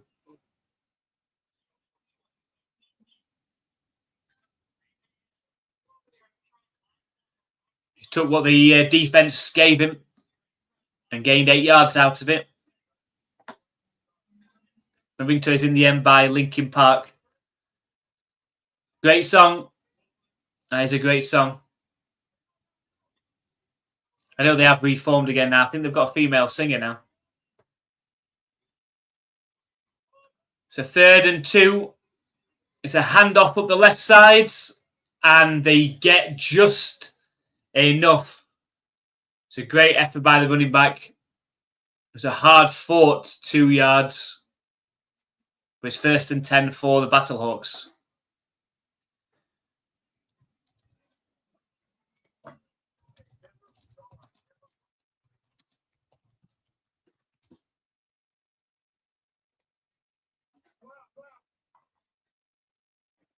Yeah, I thought it.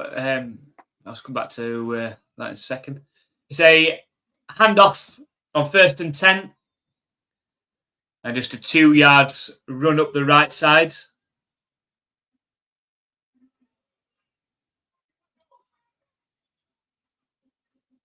Going to set up a 2nd and 8.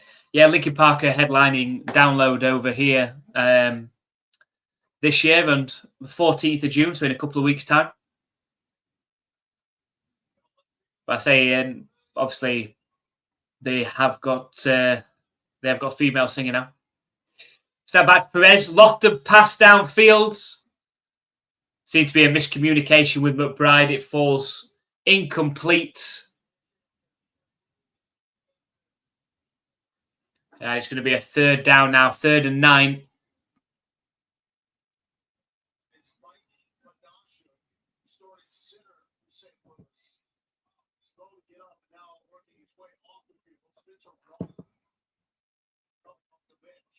Six and a half minutes left in this 3rd quarter. Battlehawks driving, trying to either cut into this Gamblers' lead or take the lead themselves with a touchdown. And now facing a 3rd and 9.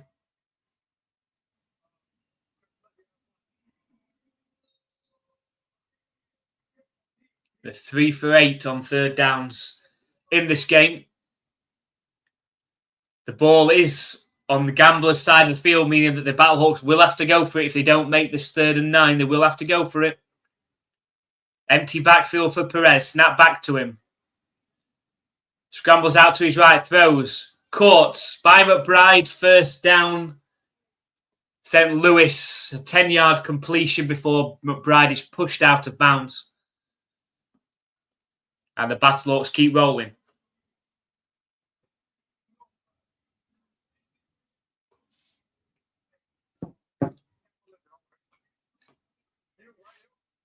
Good drive for Perez and this offense. They're up to the 36-yard line of the Gamblers. Trips left formation out the shotgun. Snap back to Perez. It's a handoff up the right side, though. Nice moves at the 20 and tackle down at the 11.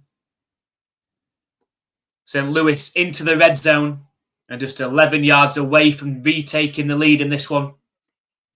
It's a back and forth game as from a neutral standpoint. It's another good one. You don't know which way this game is going to go. And with 5 minutes left in this 3rd quarter, the Battlehawks just 11 yards away. Snap back to Perez. Handoff. Patient run.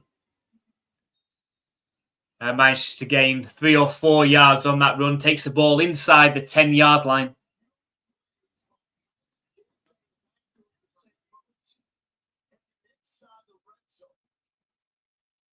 And it brings up a 2nd and 8.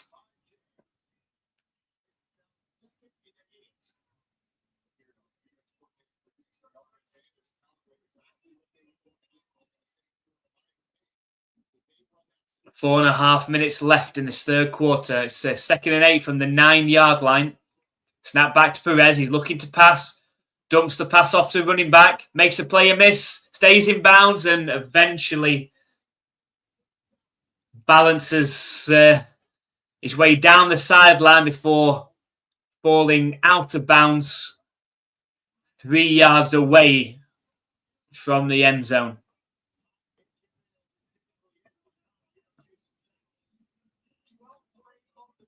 It's a 3rd down and 2, but it's from the 3-yard line.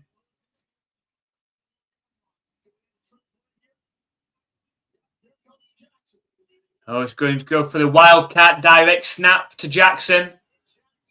It's a handoff to James, though. And he goes into the end zone. A little bit of trickery there. It seemed to be like, it looked like a bit of miscommunication from the Battlehawks. Perez eventually moved out to wide receiver. Jackson comes in at the running back as a quarterback in the Wildcat. Hands the ball off to James. And he finds his way into the end zone. The Battlehawks retake the lead. Touchdown!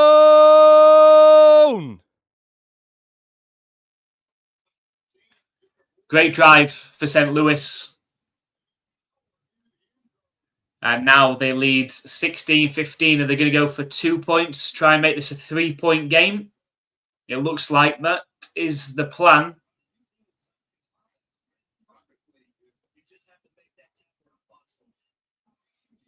So it's trips left formation out the shotgun. Won't be surprised I'm looking towards Hakeem Butler here.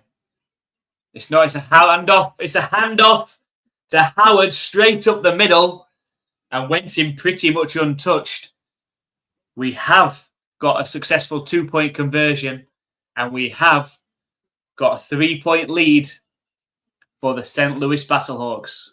18-15 is the scoreline in this one. And who knows which way this game is going to go. And Brian is happy. As St. Louis retake the lead. Back and forth game now. And it could come down to who's got the ball at the end. May have a chance to win this game in the 4th quarter.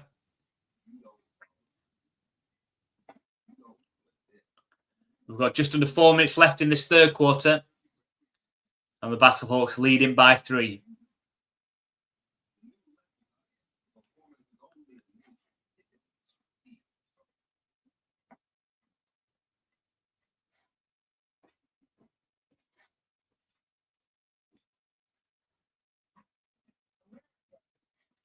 Just a reminder, if you missed it before, if you are watching over on YouTube, please make sure you hit that subscribe button. We're just 85 subscribers away from 2,500 subscribers. Appreciate every one of you coming along, watching the stream with us. And if you want to show some extra support, get yourself some perks as well for being a member of the NFL UK Ops community. You can sign up as a member. We have some different tiers and different perks available. A particular popular one with the MVP tier. It'll give you access to our Dynasty Fantasy League we're going to be running in the NFL season next season. The winner of the Dynasty Fantasy League will win an NFL jersey of their choice and a trophy. It's the first year we are going to be running this. We've got 10 spots available left in that one. So if you wanted to take part in that, you sign up as an NFL UK Ops MVP member. You just have to click the join button that's down below in the screen. I'll put the link in the chat again as well. Appreciate support. All money that we do raise from the channel and the content we produce, we're putting towards a trip to America so we can come and watch some sports over in the US. It'd be great to come and see some of the NFL and the basketball, the NBA, of course, as well. So appreciate everyone coming along, hitting the subscribe button, showing the support. If you want to get yourself some extra perks, you can sign up as a member. There's 3 tiers there. The MVP tier gives you a discount on membership, merchandise, entry into our Dynasty Fantasy League, a personalised welcome graphic into our live streams as well that you can design with us. So everyone will be alerted to you coming into our live streams as well. I appreciate all the sports. And if you want to do that, it's just the join button that's just below on the screen there, and I will put the link back in the chat. So appreciate you for that.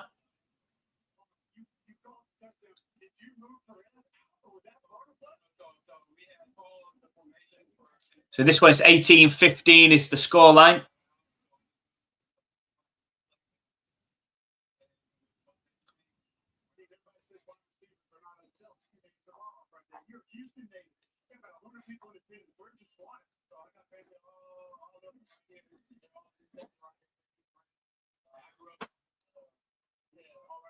And the kick bounces out of bounds. It's going to be a touchback.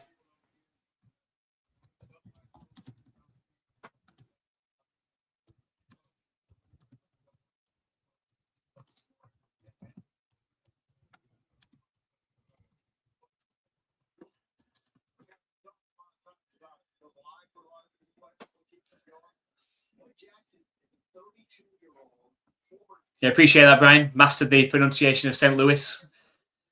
I do almost slip up in the videos, I'll be honest. In our weekly UFL video, when I'm recording that, I do almost slip up every time. But then I remember, what did Brian say? So we've got the Gamblers back with the ball, down by 3. It's a handoff up the middle, and it's going absolutely nowhere. Stuffed right at the line. It's going to be a 2nd and 10 coming up from their own 40.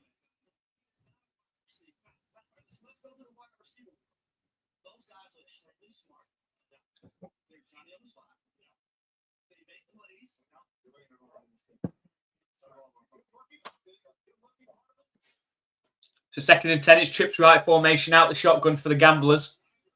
Snap back to Plumley. It's a handoff up the left side this time. And a 4-yard carry is going to make it a 3rd down and 6. With under 3 minutes left in this 3rd quarter.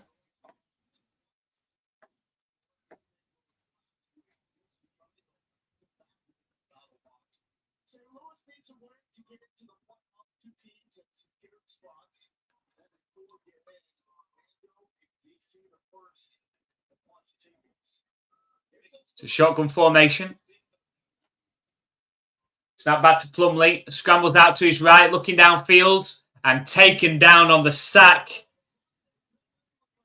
It's Bentley in there on the sack. It's going to be 4th down and surely going to be a Gambler's punt. We've seen the sprints from Plumley before.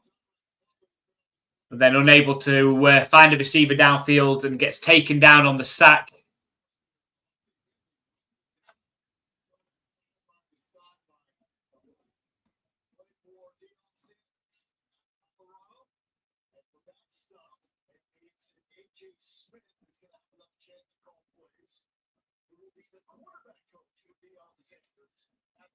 And the punt is up.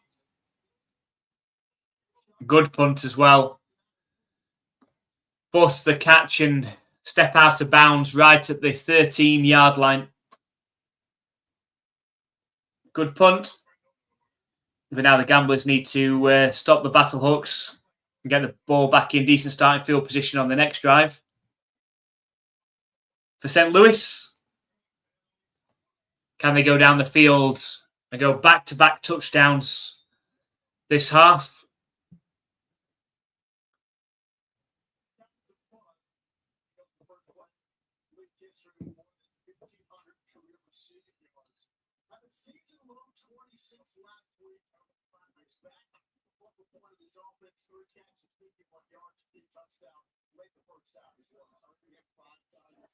Spread formation out the shotgun for Luis Perez.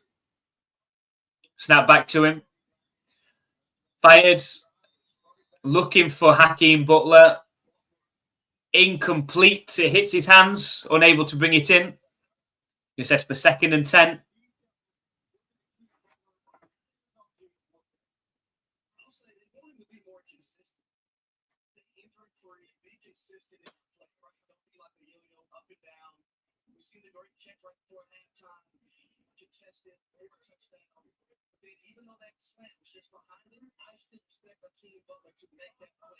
Snap back to Perez. Thrown. And it hits the hands of Butler again, but it falls incomplete. And it's going to make it a 3rd and 10. An opportunity here for the Gamblers. If they can stop the Battlehawks on this play to get the ball in really good starting field position on their next drive.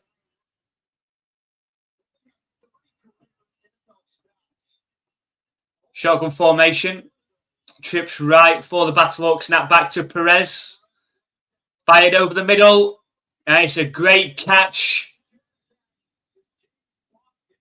It's Bostic with the catch right up to around the 31-yard line. Converts it for the Battlehawks. First down.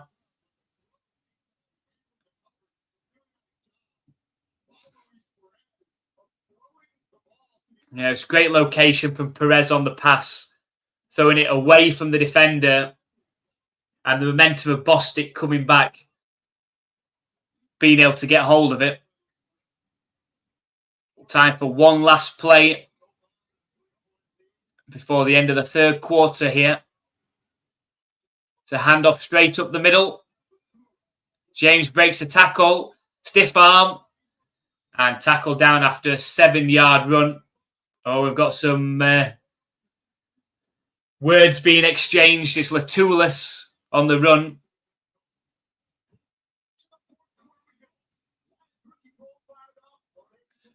And it's a 7-yard run. That takes us to the end of the third quarter. The Battlehawks up by 3. But this game by no means over. We've seen some crazy things in the UFL in the fourth quarters.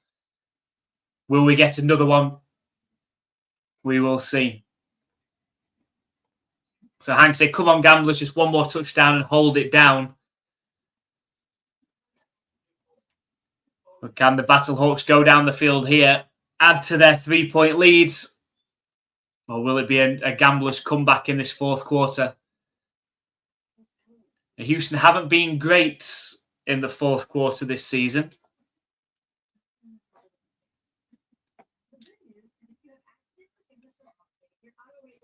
And this game has gone back and forth.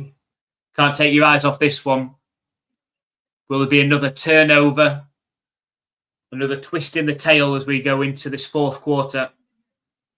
The Battlehawks, as it stands right now, up by 3. If they win this game, they will secure a playoff spot. They'll join the Orlando Storm and the DC Defenders in the playoffs, which will be starting in 2 weeks' time. And leaving just one spot left to be taken in week 10 next week. And it would be down to the Kings or the Stallions in that one as well. The UFL Championship game is going to be taking place on the 13th of June. So Saturday, 13th of June. It's a 3 p.m. Eastern Time kickoff. It's taking place at Audi Field in DC. 50 Cent is the halftime performer, and they are going to put him at the 50-yard line rather than in one of the end zones, which has been criticised this season by putting the performance in the end zone and making it difficult for the fans to see. They are going to put them at the 50-yard line. And I say personally, I think that's going to be that set from 50 Cent is going to be more entertaining than what Bad Bunny did in the Super Bowl. Please correct me if I'm wrong.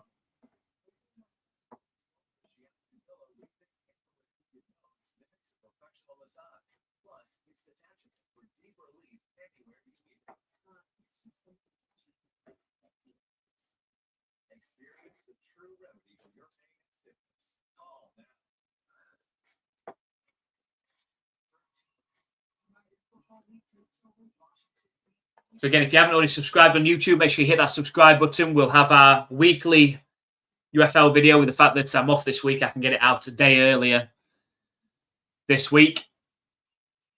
So that video will be coming out on Tuesday evening. So make sure you hit subscribe. We have all the key highlights of the 4 games from the week. We talk about our key takeaways from those games and from the week as well. And, of course, have a look ahead towards the following week and the predictions. So make sure you check that out and share your thoughts on the week as well. So that'll be coming out on Tuesday evening this week.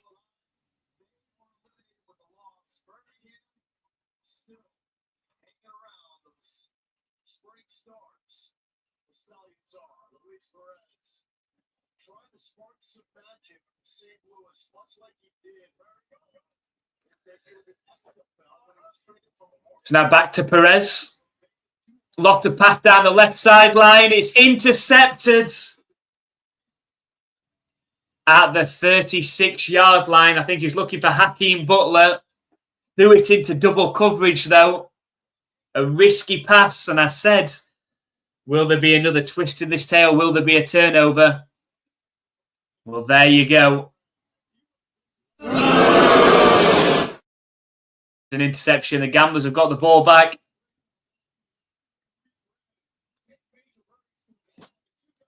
That was just a risky pass. It wasn't clear one-on-one coverage, so lofting it up there just gave the safety time to come across, pick it off. Easy as you like.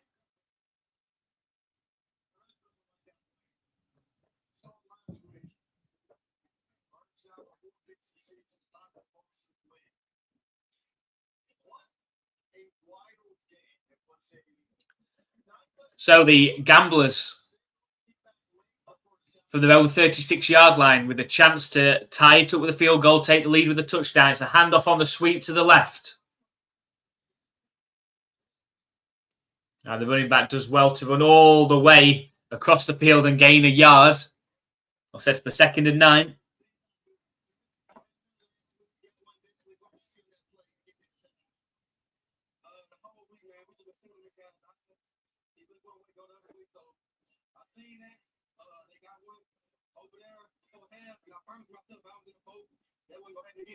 So I have a surprise for you. You tell me your quarterback looks just like Garrett Nutzmeyer. Look at the screen beside you. Does he look just like him? Right here. Snap back to Plumlee. Fired. Caught. And it's close to a first down. I'm not sure if they're going to give it. I'm going to think that. And the Battlehawks think they've got it.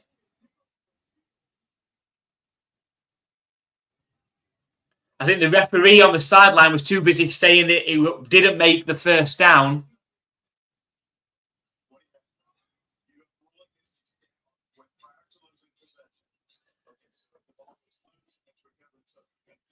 They're going to say that it was caught. He was down before the ball came out.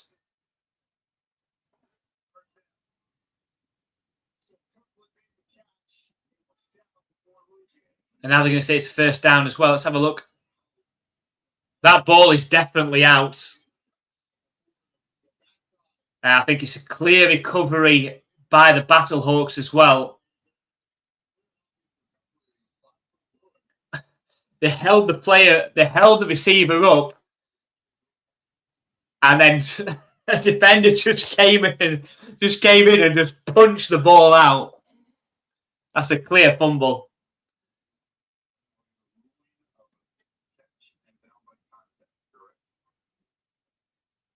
It's definitely not down. That punch knocks the ball out.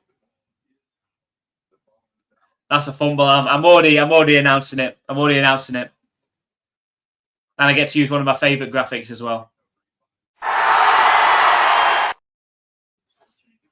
Love that graphic.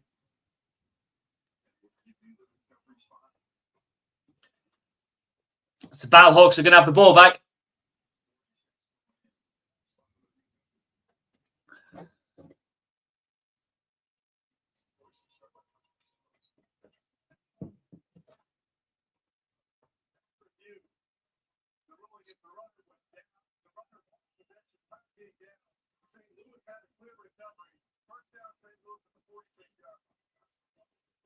And the Battlehawks have got the ball at the 46-yard line.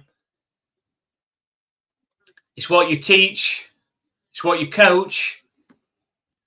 Secure the tackle and then let everybody else come in and then try and get the ball out. That's exactly what he did. Stood up the receiver. Another defender came in and punched the ball clean out. Also a clear recovery by the Battlehawks.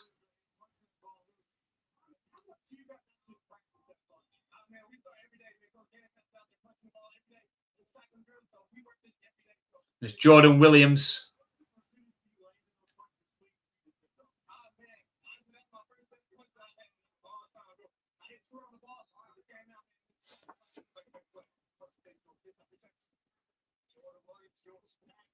So they've got the ball on the Gamblers' 46-yard line.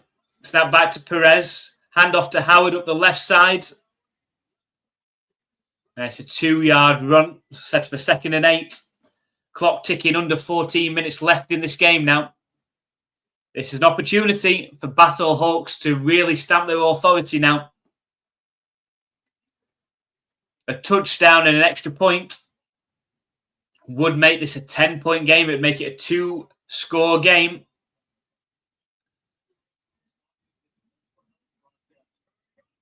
Empty backfield for Perez this time. 3 receivers to the right, 2 to the left. Snap back to him. Fired towards the left. It's caught. And it's a 5-yard completion. It's going to set up a 3rd and 3 for St. Louis.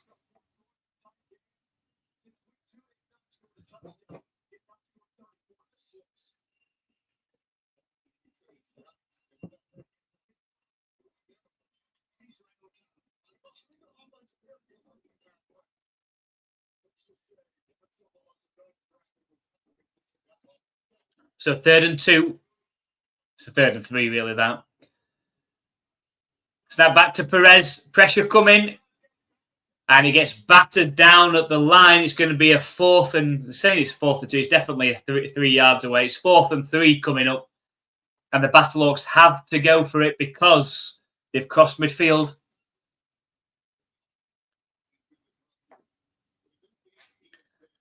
Gotta go.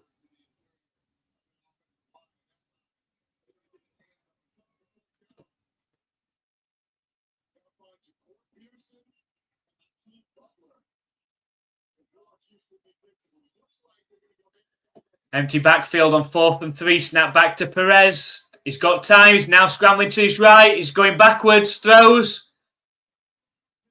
Incomplete pass. He had time to start with, but then got forced further back and back and back, and then tried to throw it back across his body.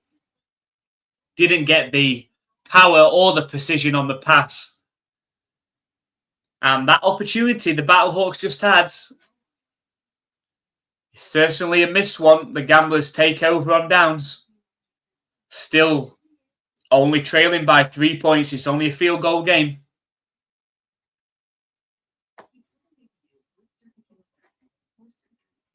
With just over 12 minutes left in this one. Tightly poised, an opportunity for both of these teams to win it. Another great ending to the UFL week. We've already had this week, we've had the Storm beat out the Defenders. We've had the Aviators pull off the shot comeback against the Birmingham Stallions yesterday. Morton getting his first start for the Aviators and had a great game in that one. Let's have a look at the stats for Morton in that one, stepping in for McClendon. So Morton, 213 passing yards, 3 touchdowns, 1 interception. He also ran for 96 yards and 1 touchdown as well. So had a great game in that one.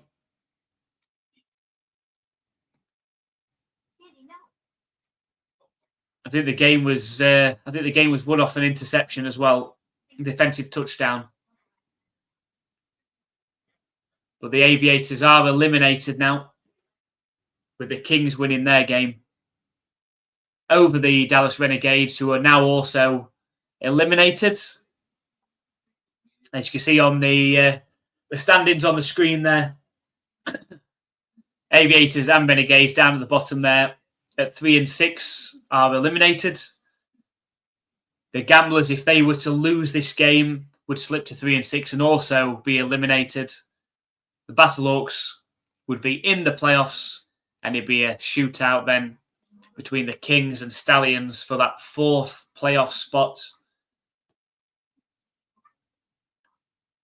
And potentially a shot at playing the Battlehawks in the playoffs. Go Battlehawks from Brian. Just keep on letting the gamblers hang around though. This can't get far enough ahead in this game. The gamblers are just hanging around.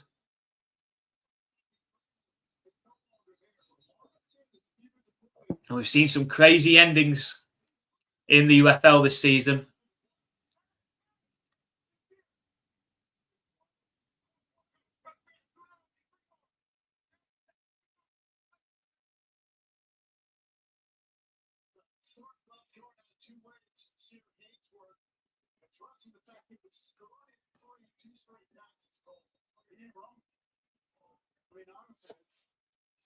So 1st and 10. Trips left formation out the shotgun. It's going to be a pass play. And I don't know if it got tipped at the line, but the pass didn't make it to the receiver. It's incomplete. It's going to set up a 2nd and 10.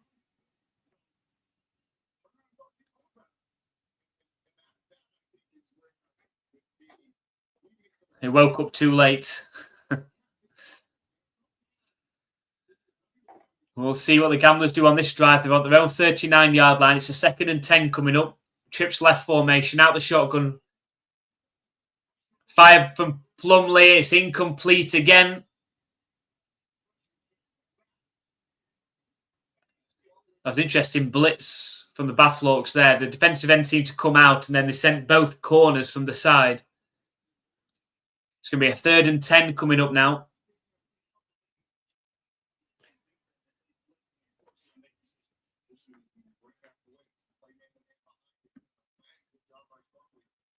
Snap back to Plumley. Under pressure, sets off running himself. And lowers his shoulder, gets the 1st down and takes the ball just into Battlehawks territory as well, up to the 49-yard line of St. Louis. It was a hard runner. Now, Feeney had a chance of getting him. Tried to reach around and knock the ball out.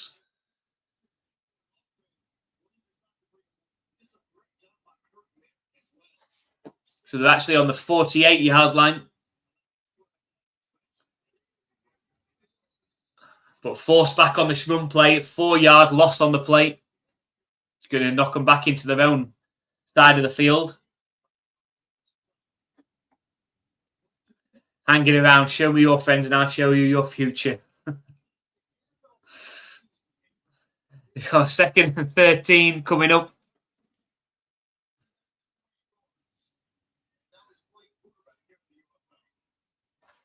You've got 10 minutes left. Snap back to Plumley. Fired over the middle. It hits the hands of his intended target. It falls incomplete. And now they're in a situation, the gamblers. A 3rd and 13. And they're right around midfield. And because they've already crossed midfield, they're going to have to go for it as well.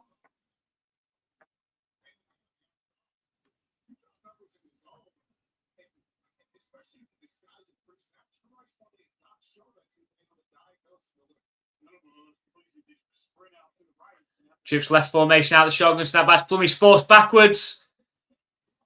And does... I was going to say he does well to get rid of the ball and avoid the sacks. He avoids 2 sacks.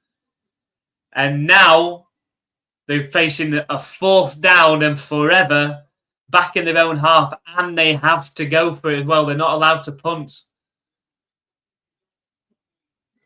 After he broke the 1st sack, he'd been better trying to throw the ball away if he could.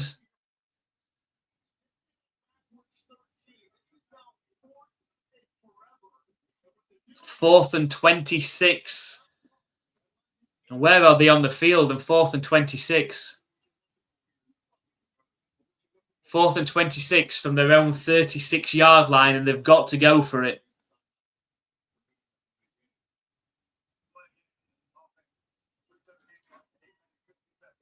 Oh, they've got a delay of game as well. That's going to be 4th and 31 now.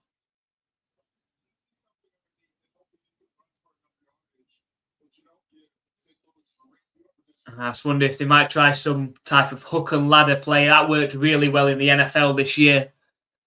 A long yardage situation, must have fourth downs.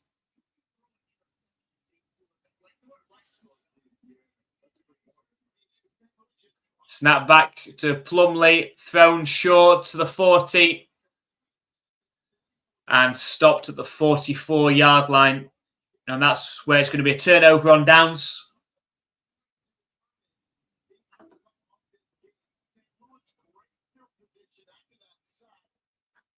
Can the Battlehawks finally put the Gamblers away now?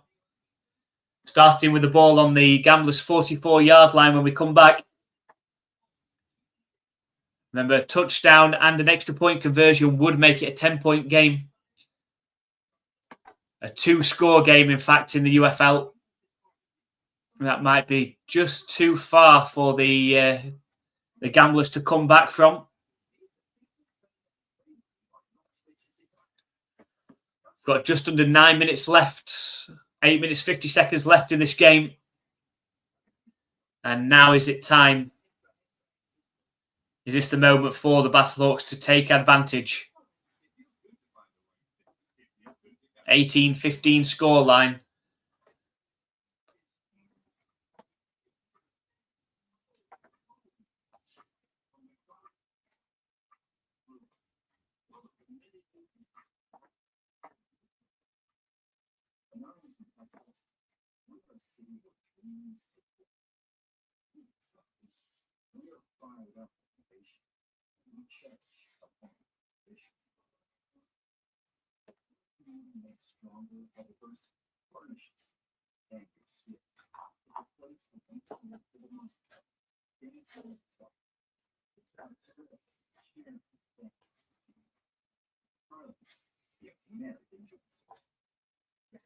So what do we reckon?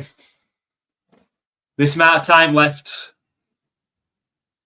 Is it the Battlehawks that come out on top in this one, or is it the Gamblers? Where is your money at?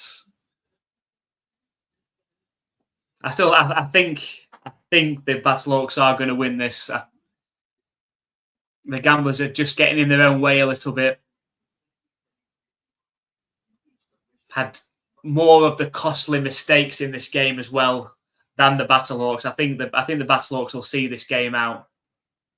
In the end, we've got a great opportunity now to really separate themselves, make it a 2-score game, make it very hard for the Gamblers to come back in the remaining time in this fourth quarter. I think the Battlehawks will hold on in the end in this one.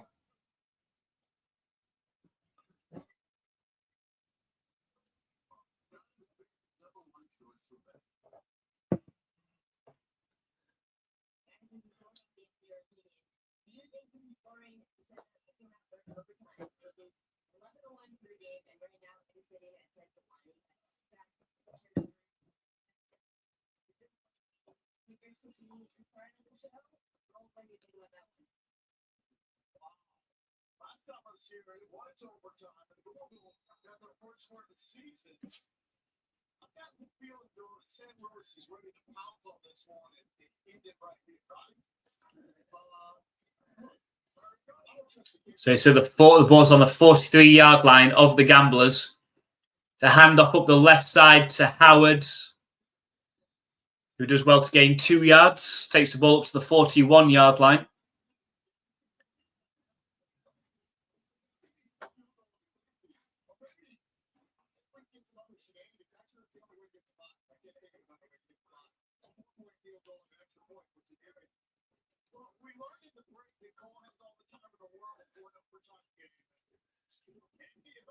Empty backfield this time for St. Louis.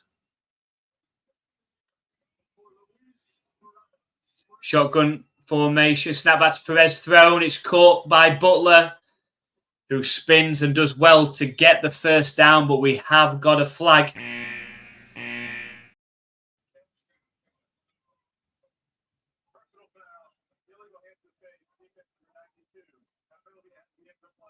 Illegal hands to the face against the defense. That's going to add some extra yardage onto this first down.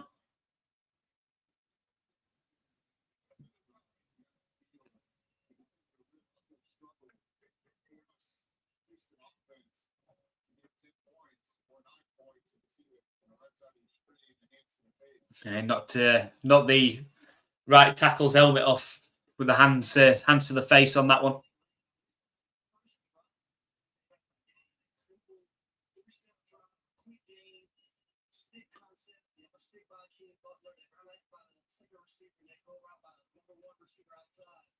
Just something very simple to get the drive started in the right direction. Well, Smith learned from Hal Bobby and the late great Mike Bruce.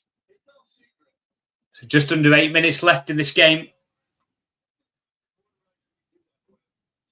The Battlehawks 1st and 10 from the Gamblers' 32-yard line. So already in field goal range. Snap back to Perez. It's a handoff to the right side to Howard, though, who's going nowhere.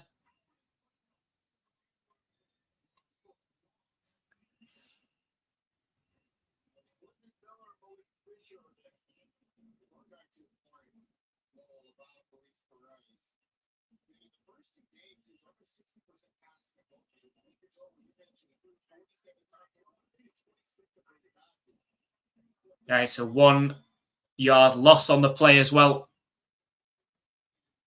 They set up a 2nd and 11.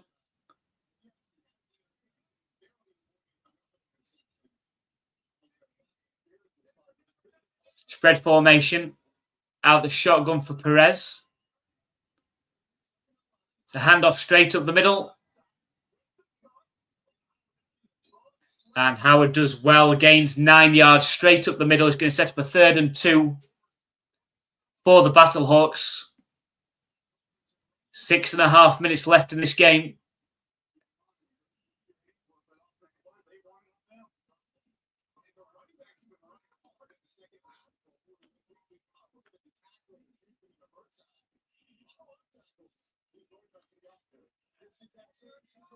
So 3rd and 2 from the 24-yard line. Snap back to Perez. It's a high snap. Handoff to Howard. He's not going to get there. He only gains a yard. It's about a yard and a half shy. And now a decision to make. If it's me, I'm kicking the field goal. I'm taking the points. They haven't shown consistently that they've been able to convert these.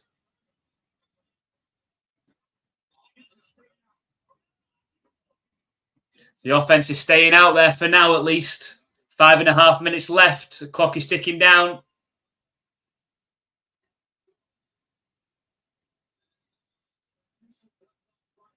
And they try and make the Texans jump. Or Texans. The Houston Gamblers. There you go. There's a slip of there, Houston. It's not the Texans, it's the Gamblers. Try and make the Gamblers jump. They don't. So they call the timeout. So 4th and 1, and surely they're going to try the field goal here, make it a 6-point game.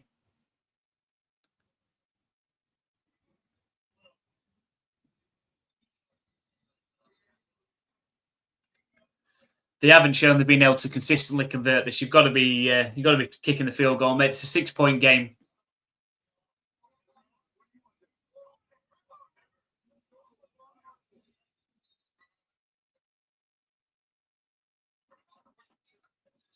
They're sending the offense back out there. I think they've just said to Perez, "What do you want to do?" Obviously, I think the quarterback's always going to say that I think we can make it, coach. I think we can get there, but they best make it.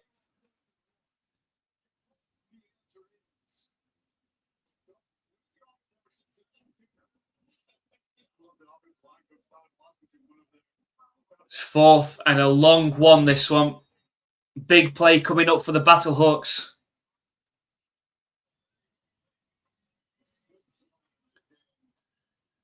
5.5 minutes left in this game.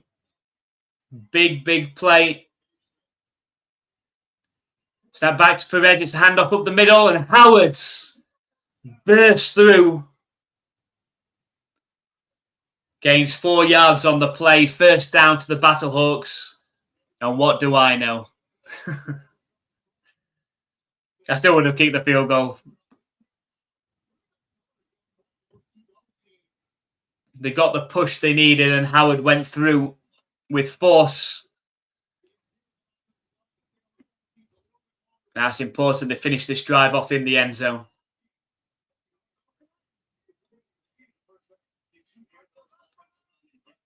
Snap back to Perez. Hand off again to Howard, who gains 4 yards up the middle. Trying to take as much time off this clock as they can, as well as ensuring that they need to get into the end zone to really kill this game off.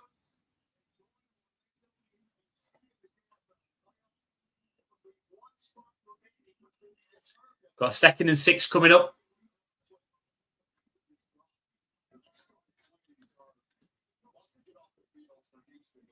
From the 15-yard line.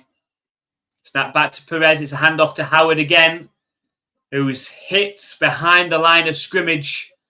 Loss of a yard on the play is going to be a 3rd and 7 coming up. And the clock is just under 4 minutes and still ticking.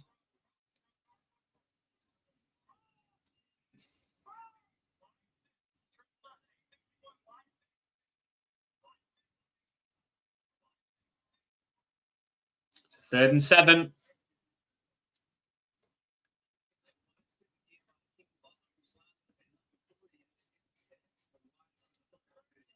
Spread formation, empty backfields. Snap back to Perez. Lofted pass towards the end zone. And McBride catches it, but is unable to get his 1 foot in bounds. Similar to the first half where Hakeem Butler couldn't get his feet in bounds. It's got to be good defending. Really good defending. Gamblers defender forced him towards the sideline. It's going to be 4th and 7. And surely they are going to attempt the field goal now this time.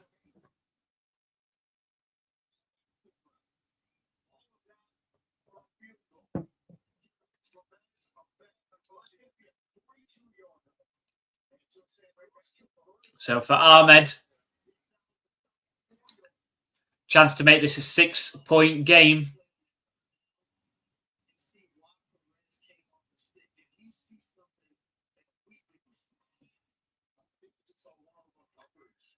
He's 1 for 2 on the game so far. Made a 36-yarder, missed a 43-yarder. This one's 34, so the closest kick yet today. And the kick is straight through the uprights. The Battlehawks, with just under 3 minutes left, lead by 6 points.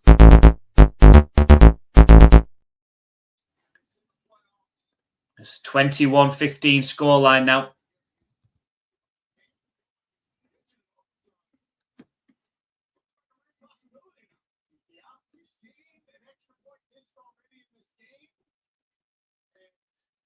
So this is it for the Houston Gamblers. Have to roll the dice on this drive. It's going to be 4 down territory on this drive. They've got all 3 timeouts remaining. We've got a 2-minute warning. 2 minutes, 56 seconds to work with to keep their season alive. They have to get into the end zone on this drive. If they do, that'll tie the score up.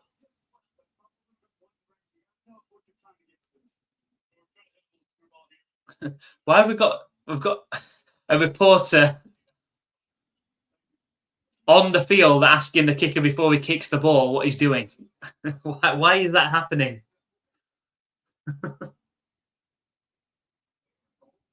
An interview on the field right at the point that he's doing this job. And it bounces. It was a perfect kick, really. It bounces just inside the 20, hops over the top of the returner and into the end zone.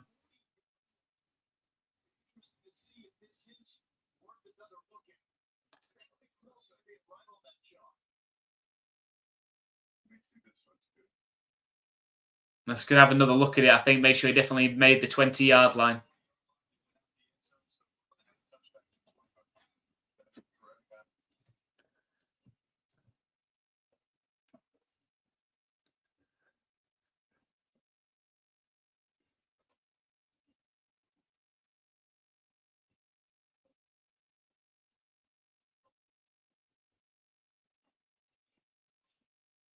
think it made the 20-yard line. They're not showing the replay, so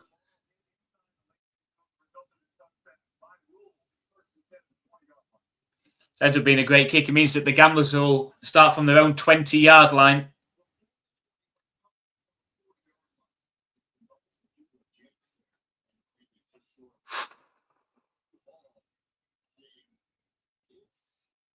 It's just inside the 20 by inches. It's a handoff up the left side on first down. It's a 6-yard carry.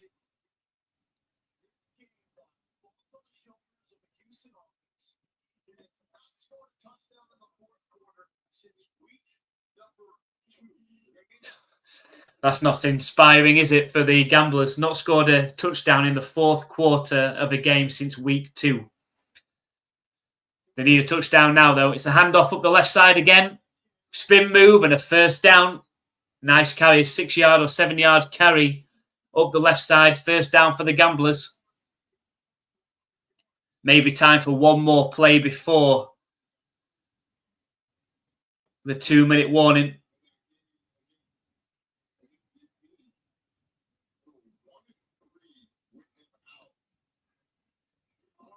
It's a play action pass and caught. It's a 3-yard completion. That's going to set up a 2nd and 7. And that's going to also take us down to the 2-minute warning. 1 minute, 55 seconds left on the clock in this game. The Texans, I keep saying Texans. The Houston Gamblers have got all 3 timeouts remaining. They need a touchdown to tie this game up. An extra point would then win it for them. It's 4-down territory. Their season is on the line now. Win, and they've still got a small chance of making the playoffs. If they lose, they're eliminated. The Battlehawks will be in the playoffs in the UFL 2026 season.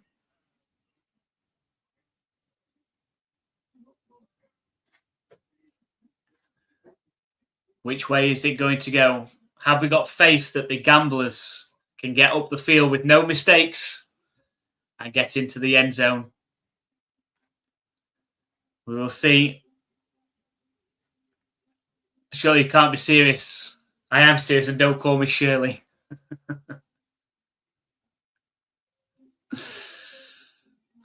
We'll see. We'll see if they can do it. I mean, from a Battlehawks fan perspective, I hope that they don't. I think the Battlehawks will get a stop. I won't be surprised an interception being thrown on this drive, trying to force something. But we will see. We've had some crazy endings, like I've said, this season. We could be in for another one. I mean, and who's to bet against them? The Gamblers scoring a touchdown and then missing the extra point and then it going into overtime at 21-21. Everything's still on the table in this game, which, as I said, from a neutral perspective, is brilliant.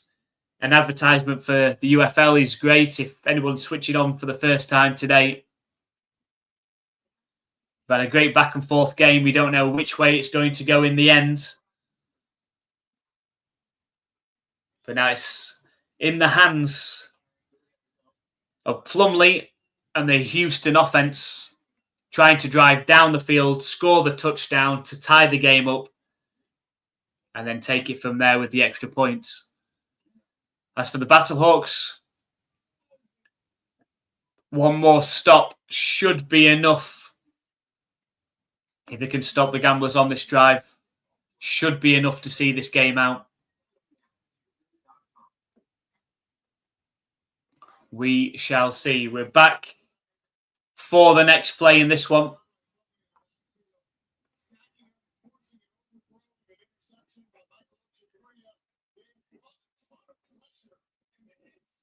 And it will be a 2nd and 7 coming up for the Gamblers from their own 36-yard line.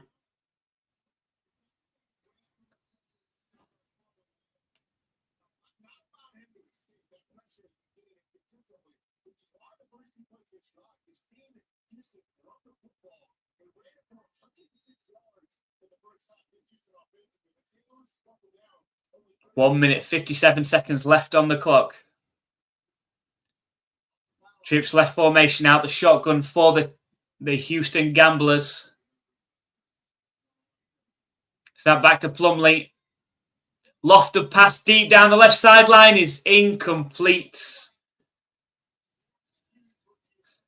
The receiver was looking for pass interference. If he'd have made more of an attempt, if the ball would have had more height on the pass, with the receiver coming back to try and get the ball, he would have probably had to hit the defender trying to get back on the ball. Might have got a pass interference call. Just not enough power on that pass.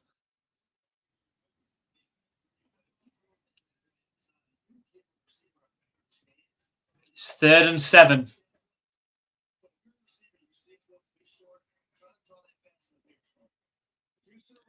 Snap back to Plumlee. We've got a flag. I think it might be a false start. It is. It's a false start. It's going to make it a 3rd and 12 now. And again, the Gamblers hurting themselves.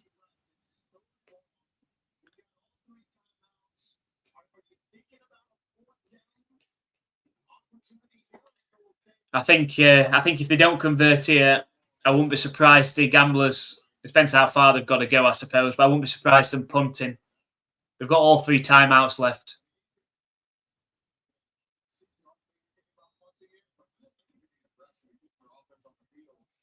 It's an empty backfield for Plumlee from his own 31-yard line on 3rd and 12.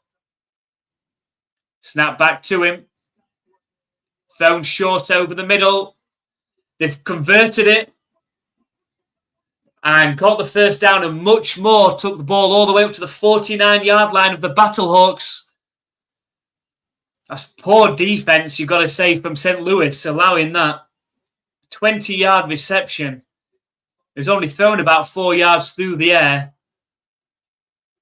And there's so much space across the middle of the field. And the Battlehawks have to take a timeout, and that's their final timeout as well, due to an injury.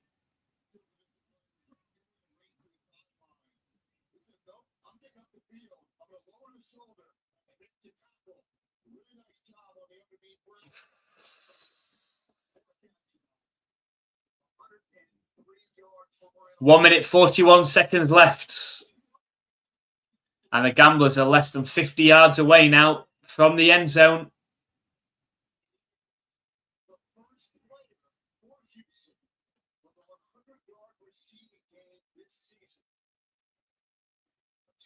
So 1st and 10.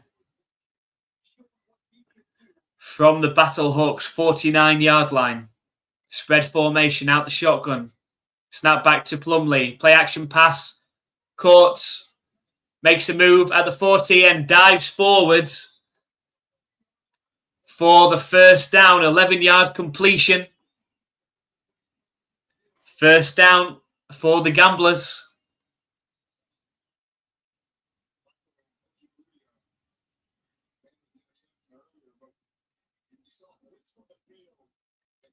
And we've got an injured Battlehawks player down.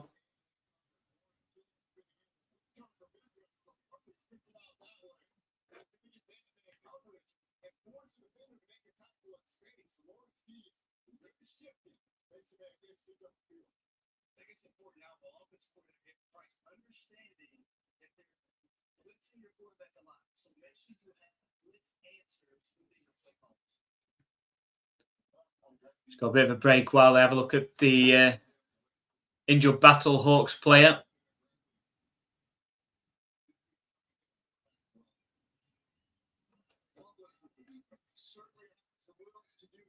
But up at the Battlehawks 38-yard line now. Snap back to Plumlee.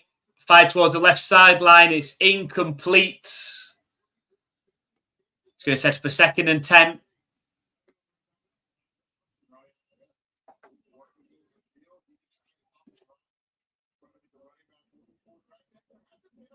Minute and a half left.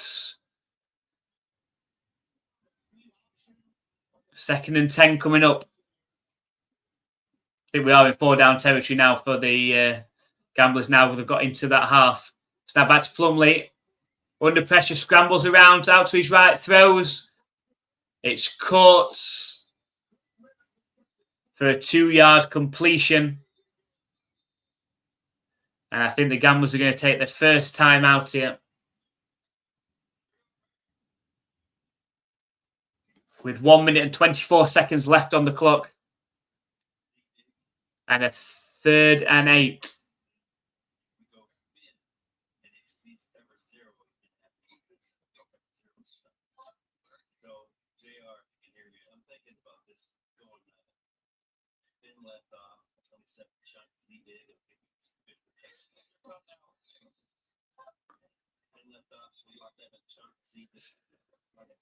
Can they convert on 3rd and 8? They've got 2 plays to try and convert for a first down. Now they've burned one of the timeouts. It has to be this drive. It's now or never for the Gamblers.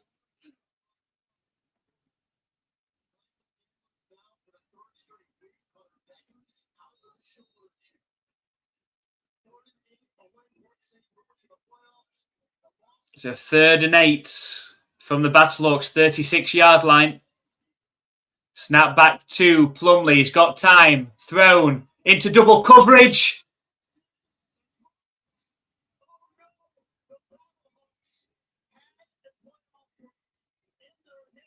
And it should have been an interception on the left sideline, on the right sideline rather. Threw it into double coverage and dropped. I think he was concentrating. The Battlehawks defender was concentrating on trying to get a foot in, and then the ball gets knocked out. But here we go, 4th and 8. This is the play.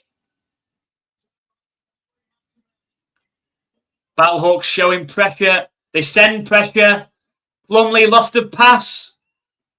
And it's incomplete over the head of his intended target. Incomplete on 4th and 8. And that could be the game.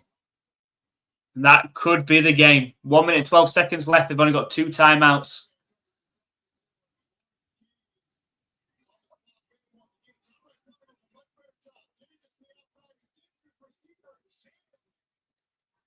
Oh, it goes through his hands.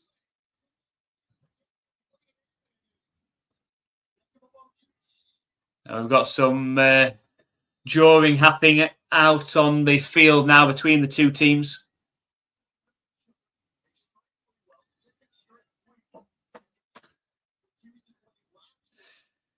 Doesn't look like it's going to work out that way, Hank. It's looking like the Battlehawks are about to lock up a playoff spot.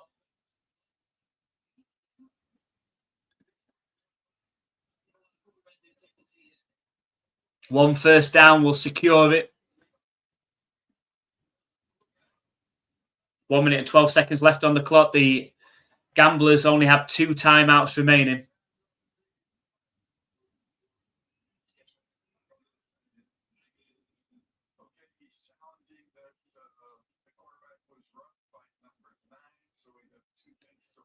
Oh, here we go. Here we go.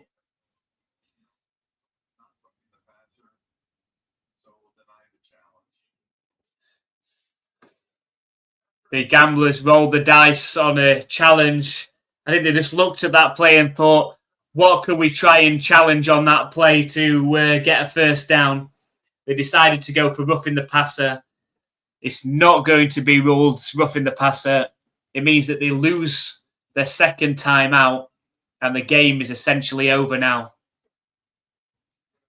It's essentially done.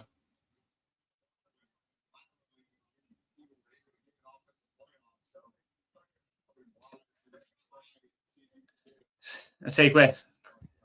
I'm going to make it work. It's been Jim Kelly scoring a 12-point touchdown. It's a handoff to Howard up the middle. It's a 2-yard carry. And the Gamblers are going to take their last time out.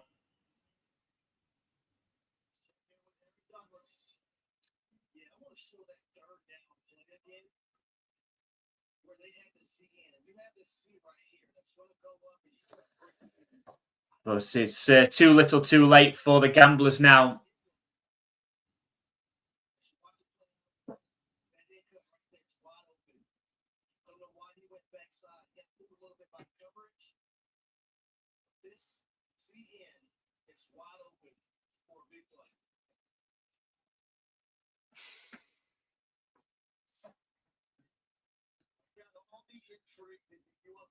And here we go. Victory formation for the Battlehawks. And there is one knee. Just one knee away now. They're calling me in. The first QB wide receiver in the UFL. You're going to throw it to yourself?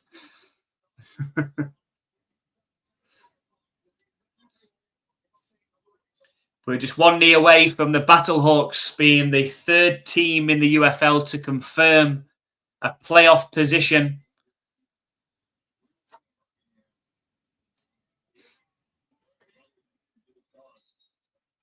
And there we go. That is a final. The Battlehawks hold on in this one.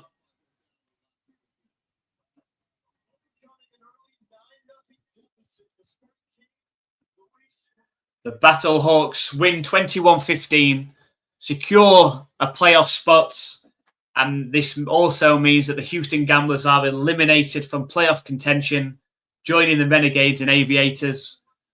We've got the Orlando Storm, St. Louis Battlehawks, and DC Defenders in the playoffs, and it means it comes down to next week and the Kings and Stallions. If the Kings win next week, they are taking on the Columbus Aviators.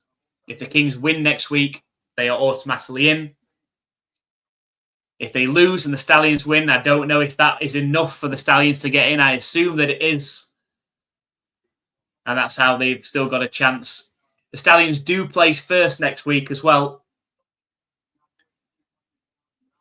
The Stallions play on Saturday next week, whereas the Kings play the final game of the regular season on Sunday. So it would make it interesting if the Stallions are still alive, if they can win that game and put a bit of pressure on the Kings against the Aviators. But the Kings know if they win, it's in their hands. If they win, they are in. And it's highly likely, if it was to play out that way, that it would be the Storm against the Defenders in the playoffs and the Battlehawks versus the Kings. So it would work out exactly as the standings currently look at the minute going into the playoffs.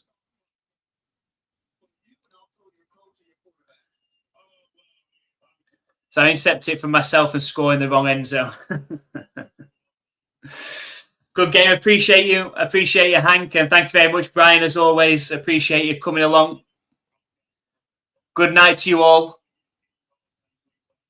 Appreciate you, Hank. Make sure you check out the video this week. We're back for the final game of the regular season next week. If you haven't already, joined us for the first time today. Make sure you hit that subscribe button over on YouTube. It's free to do. It means you won't miss any of our UFL content. And, of course, our NFL content. Make sure you join us for that. All NFL fans are welcome. All UFL fans are welcome. So come and join us. We're live every week of the UFL, every week of the NFL season, and content in between during the week as well. So we're going to end it there. The Battlehawks are in the UFL playoffs. Good night to you all. Have a great week, and we'll see you next week.